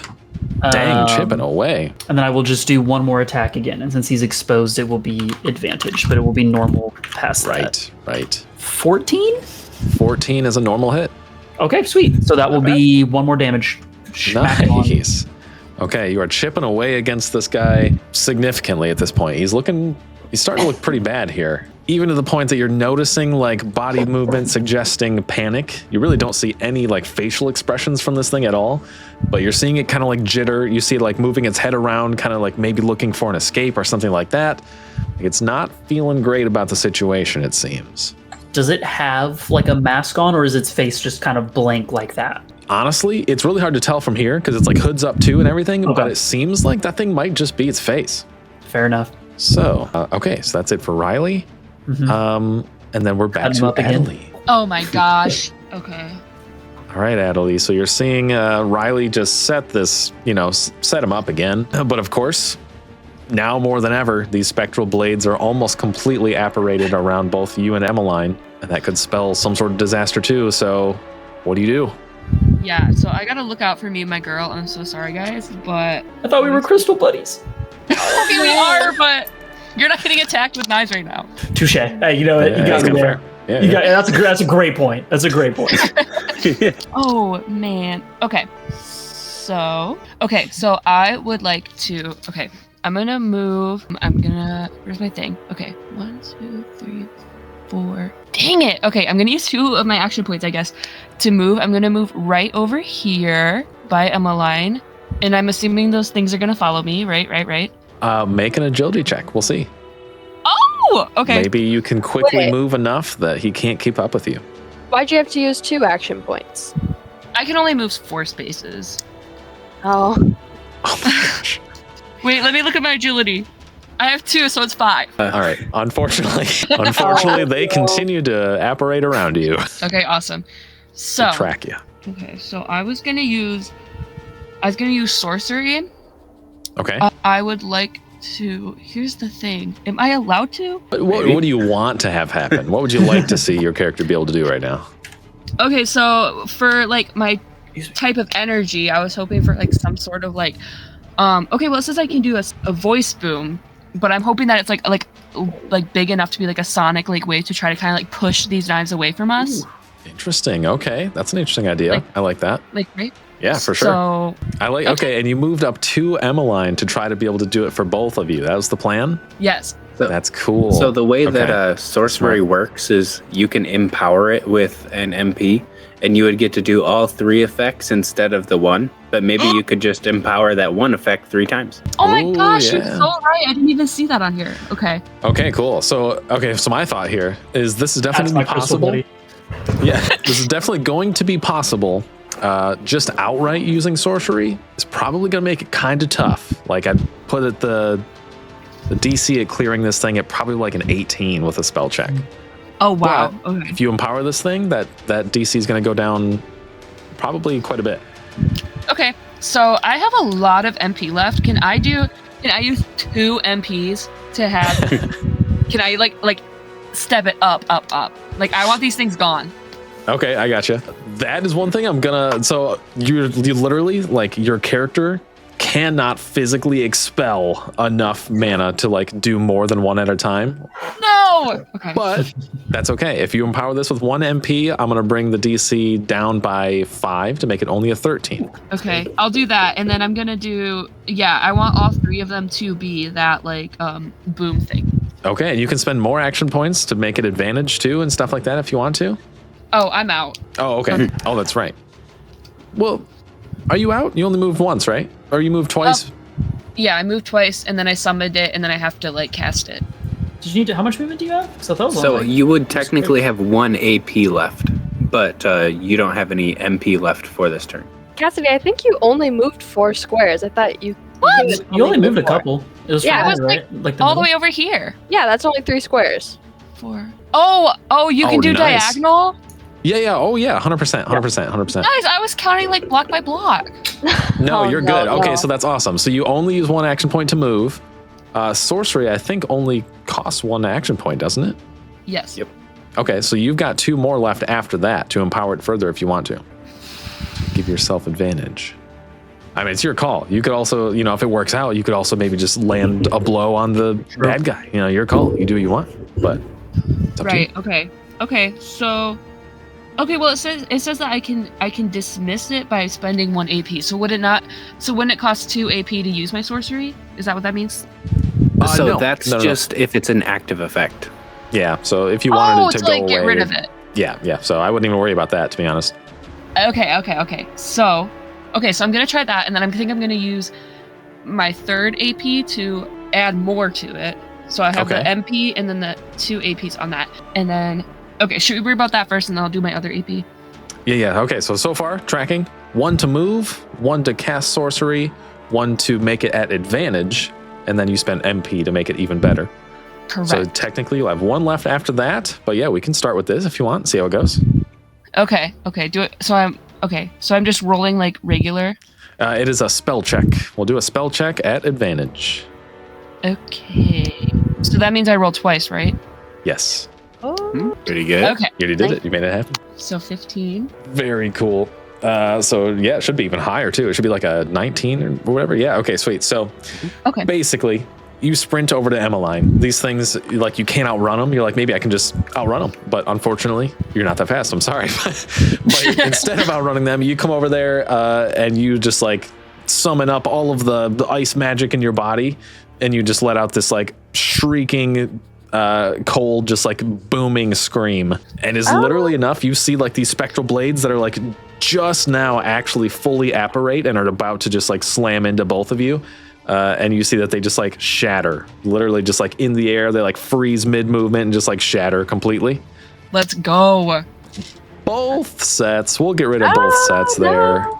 Hey. And whatever that messy threat was is taken care of, thankfully. Okay, cool. Okay. Cody, she's eating right now. Absolutely. Absolutely. That's my crystal buddy. All right, you've got 1 action point left. What are you doing with that? Okay. Okay. I'm just gonna do a frostbolt. We'll just see what's Okay. up. Nice. All right. This one is straight roll because it's exposed, actually. So yeah, straight roll with a spell check. Awesome. Wait, so what does that mean? You just roll once. Yep, just I just one. roll One d20. Okay. 14? 14. Okay. 14 against his physical defense is a normal hit. You do hit with that as well. My goat. Is that 1 damage? Should be probably. It says if it's a hit, then the target takes 2 cold damage. What Oh, does that nice. 2 damage. Very cool. All right. mean? Oh, it's just normal damage. Alrighty. You managed to. That's amazing. So you sprint over there, completely destroy this awesome spell this guy's focusing on, and then insult to injury, you just like throw a spear of ice at him too, and it collides. And this guy's looking more and more panicked, really freaked out at this point. So who's next? Starting over, Fran. Back up around. Back All to right. me. Yeah. So you're seeing really at any moment, like honestly, if you asked this person to surrender, they might consider it. Hard to say for sure, but yeah, they're looking less and less willing to put up this fight. Okay. So with this thing right here in front of me, Yeah. I'm trying to remember. If I just end my wild shape, does that cost an AP? Nah, I in my opinion, that should be free regardless. Okay. Just go back Cool. to normal. That should be free. Yeah. So I'm pretty much just gonna go right back to normal and then just lay down my druid domain all the way around this guy. Also to like just establish that he's not leaving. Or I guess technically, I don't know, you can move forever. You just can't be in the same space as him now if you're normal. But you can Okay, be any yeah, space that makes around sense. him, technically. And then just gonna draw up a domain real quick. Sounds good. Yeah, this is exciting. This is a good one. You mentioned that right there is my druid domain. It's only 8 spaces, but just pretend I don't have one of the corners. Okay, fair enough. So now that I've got my druid domain down, I'm going to go ahead and use its Nature's Grasp. Using yet another AP, I'm going to just, strengthen the grip down. He doesn't have the web on him anymore, but I'm basically just going to replace it. Nice. And make a spell check against a repeated physical save. That's Okay. how they get out. Okay, all right. Physical save. You guys have already seen the numbers for that, so I can roll that on the table. Oh my gosh. Would have been a 23 on his save. Well, I didn't make it. That's okay. You did so good. Oh, thank you. Thank you. That's true. You did good. You did do good. Well, in that case, I've already used Thinking. I've already used most of what I could. I think I have 1 AP left. Attack. Do you do with 1 AP? I mean, he's still exposed, and you've got a flank bonus going on here. True. True. Oh, my fault. I have 2 AP left, I'm pretty sure. Because I just put down the domain and then I tried the Nature's Grasp. Yep. And those both only cost 1. Oh, nice. So I guess I'm just going to go for an attack with my Chain Whip.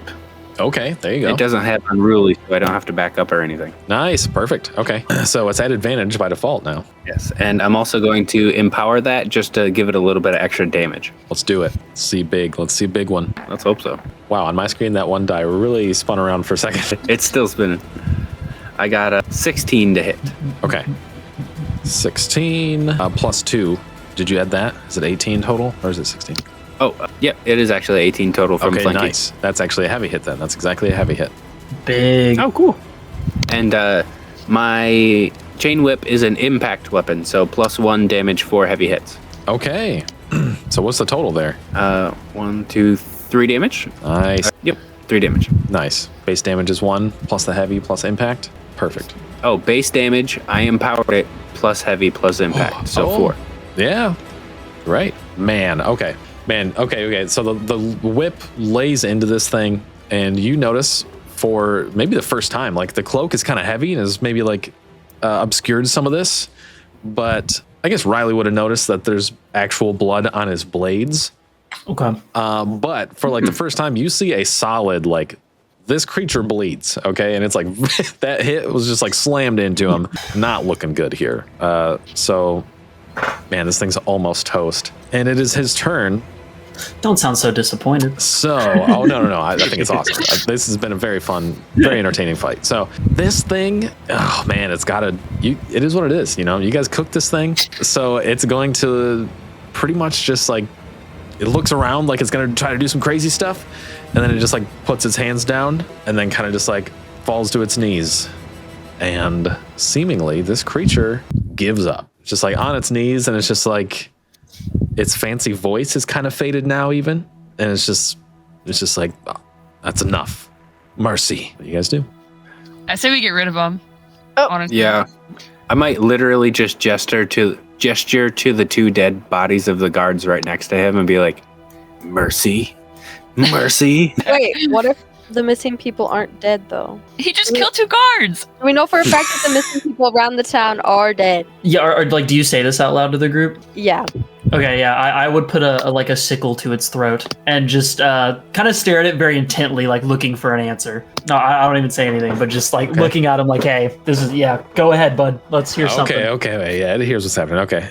So yeah, just slowly looks up at you, like blank, just empty eyes. Who do you work And you for? see it pull its hood back, and this whole facade thing, like it's wearing a disguise. It kind of just like reaches up to the top of its head and pulls this very large, like kind of intricate mask off of its face. It is a mask. It is not. It's like Scooby-Doo. Yeah. So whereas this creature definitely portrayed itself as some sort of like doppelganger type creature, it seems to be just a really old, kind of messed up looking man. Ew, I hate this. He's such a weirdo. And basically he's just like the only mage who has ever mastered a spell of a doppelganger. And here I am, still at the mercy of man. Cool. Riley thinks it's kind of cool. I mean, I don't know, And basically, he's just like, I as much as I hate to say it, as much as, and he's really like panting and like bleeding from the mouth and nose, like he's messed up. He's not looking good. He's not even sure he's gonna like be okay, to be honest. So he's just like, as much as I'd like to save myself by telling you I have their bodies, I don't keep their bodies. They really just kind of, I guess you could say, cease to exist when I kill them. So That's crazy. No mercy. Oh mercy. Yeah. Can I go over there and like push him over? you can do, this is D&D, baby. You can do anything. So yes. I push him over. As she's shoving him, I would like to look at Move over as well. Ilani. Is she Ilani? Yulari is the dwarf. I wish I could tell you. Anarius. Anarius. Anarius. What does she think? I mean, I assume she's kind of obviously like shifted off to the side a little bit, whatever. Yeah. Is she have a look of like, I hope they kill him, or what's her? Honestly, she's just a civvy. You know what I'm saying? She's freaked the heck out by this whole thing. Yeah. She's just like, I just want to go home, and I'm scared, like I won't be able to sleep for weeks, kind of thing. Like she looks pretty shocked in general, and If there still happens to be like, a sickle to this dude's neck, I'd probably look at Riley and be like, sick him. Yeah. Riley wanted to ask questions, but he's not opposed to listening to the group, and he will slash, especially if he said the bodies are gone. He doesn't feel remorse for this guy. all right, sounds good. One swift motion of your blade, and this thing's toast. Its own body and its own body and blood joining the mess that is the guards. It wasn't a pretty end, but you venture to guess that this will take care of the whole disappearing people situation. By disappearing one more. Yeah, Yay. exactly. One for many. Well, dang. And I'll probably say something like, that was sick. Sick. I mean, we could, unless there's something specific you guys still want to do here, the assignment's done. I look up to the group of three and just, I might like y'all. Wait, I do have a question though. Okay. So why was the book, like, does her bringing up the book have anything to do with anything at all, or was it just like a thing? Yeah. Oh, we can definitely figure that out when I take it home, because I pocketed that crap. Oh yeah, he's annotating it, he's highlighting, bookmarking. That is really funny. She, I guess as a token of like, you could kill me and you technically saved my life, so I guess that's cool. Like, she'd rather you don't take the book, but she's like, yeah, no, that's fair, sure. So she's cool with that. She's like, that's a fair deal. Yeah, exactly. Yep. She's like, my life. Okay, sure. So that's cool. I could totally pull some crap where it'd be like, the Radiant Vanguard needs to protect you from this. Oh yeah, see, there you go. And she might bite that too. She might bite on that. So the other thing, you would venture to guess that whatever this wizardy mage type person was doing, Like he probably did want the book. He probably could make use of it somehow. Yes. 'Twas my guess indeed. Definitely. Well, that was a fun battle. Yeah. Yeah. And I think I'll look across the body and say, I think I like you too, Riley. Yay. The Yeah, smile Riley- is Riley's even character was so fun. bigger this time, but doesn't Oh quite. my match. gosh. Yeah. What a sweet Guys, we all moment. ate. As you're all just standing in puddles of blood.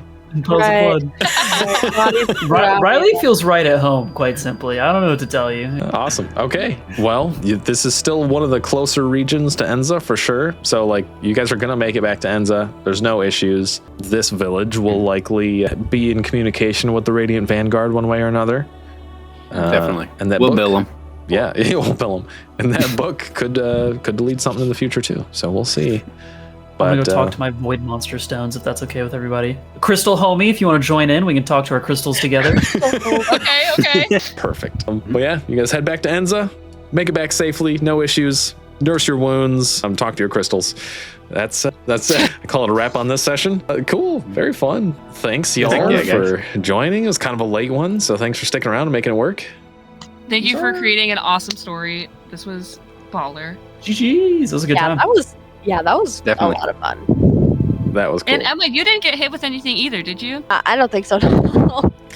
We're so good. Yeah, Okay, like y'all- you guys were good, but like we did not get hurt at all.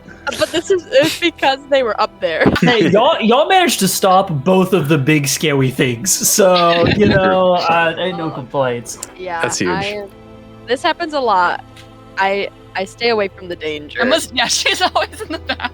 I fight from mean, afar, guys. tactically It works. speaking, your healer and your casters are gonna stay in the back. Like if they're smart, that's kind of normally how it works. So Right.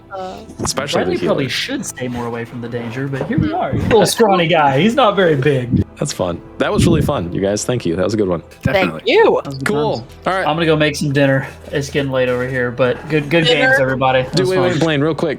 Is that Yes. an arcane hoodie? It is, yeah. Bro. It's a Jinx hoodie. Let's Oh wait, freaking I got go. to show you the back. I was like, the back's got the good stuff. Cody, you have somebody Ooh, to talk to about that it. looks Oh, good. man. That's amazing. Blaine, you couldn't fit in Nice. more, man. Just saying. The group dynamics too good now. It's Yeah. locked. It's great. Yeah. We'll see. So with characters, actually, before I leave, Yeah. is it like, are you wanting the same characters to go along? Are we wanting to swap characters a lot? Doesn't really matter. One of the awesome benefits of the Westmart style is you can make whatever characters you want, string them along as far as you want. You can do anything. That's like one of the awesome benefits of this game style. We want to embrace that. So Yeah. if you're like, hey, I want to try a bunch of different characters every time you play, do it. That's fine. I'll probably bounce between Riley and one more. I like Riley too much to get rid of I him. know. Riley's I really love cool. me. I love me some Riley. But yeah, I'll probably have one a little more charismatic, so I can talk to people normally for a session, which will be cool. That's probably good. I don't think literally anyone tries to be charismatic when they make a character. Yeah, that's true. I've seen that. Pretty much all of us have 0 Riz. No, I'll swap it up. I'll be the. I was gonna get cringe there. So I was gonna be the Riz master, if you will. Yeah. The Rizzler. Rizzler, if you will. Okay. Yeah, good. The group needs it. Yeah. That's what we're missing. Clearly. Very cool. All right, sweet. I'm leaving. Cool. But yeah, Guys. Bye, everybody. have a good one, guys. Have a good Bye. night, everybody.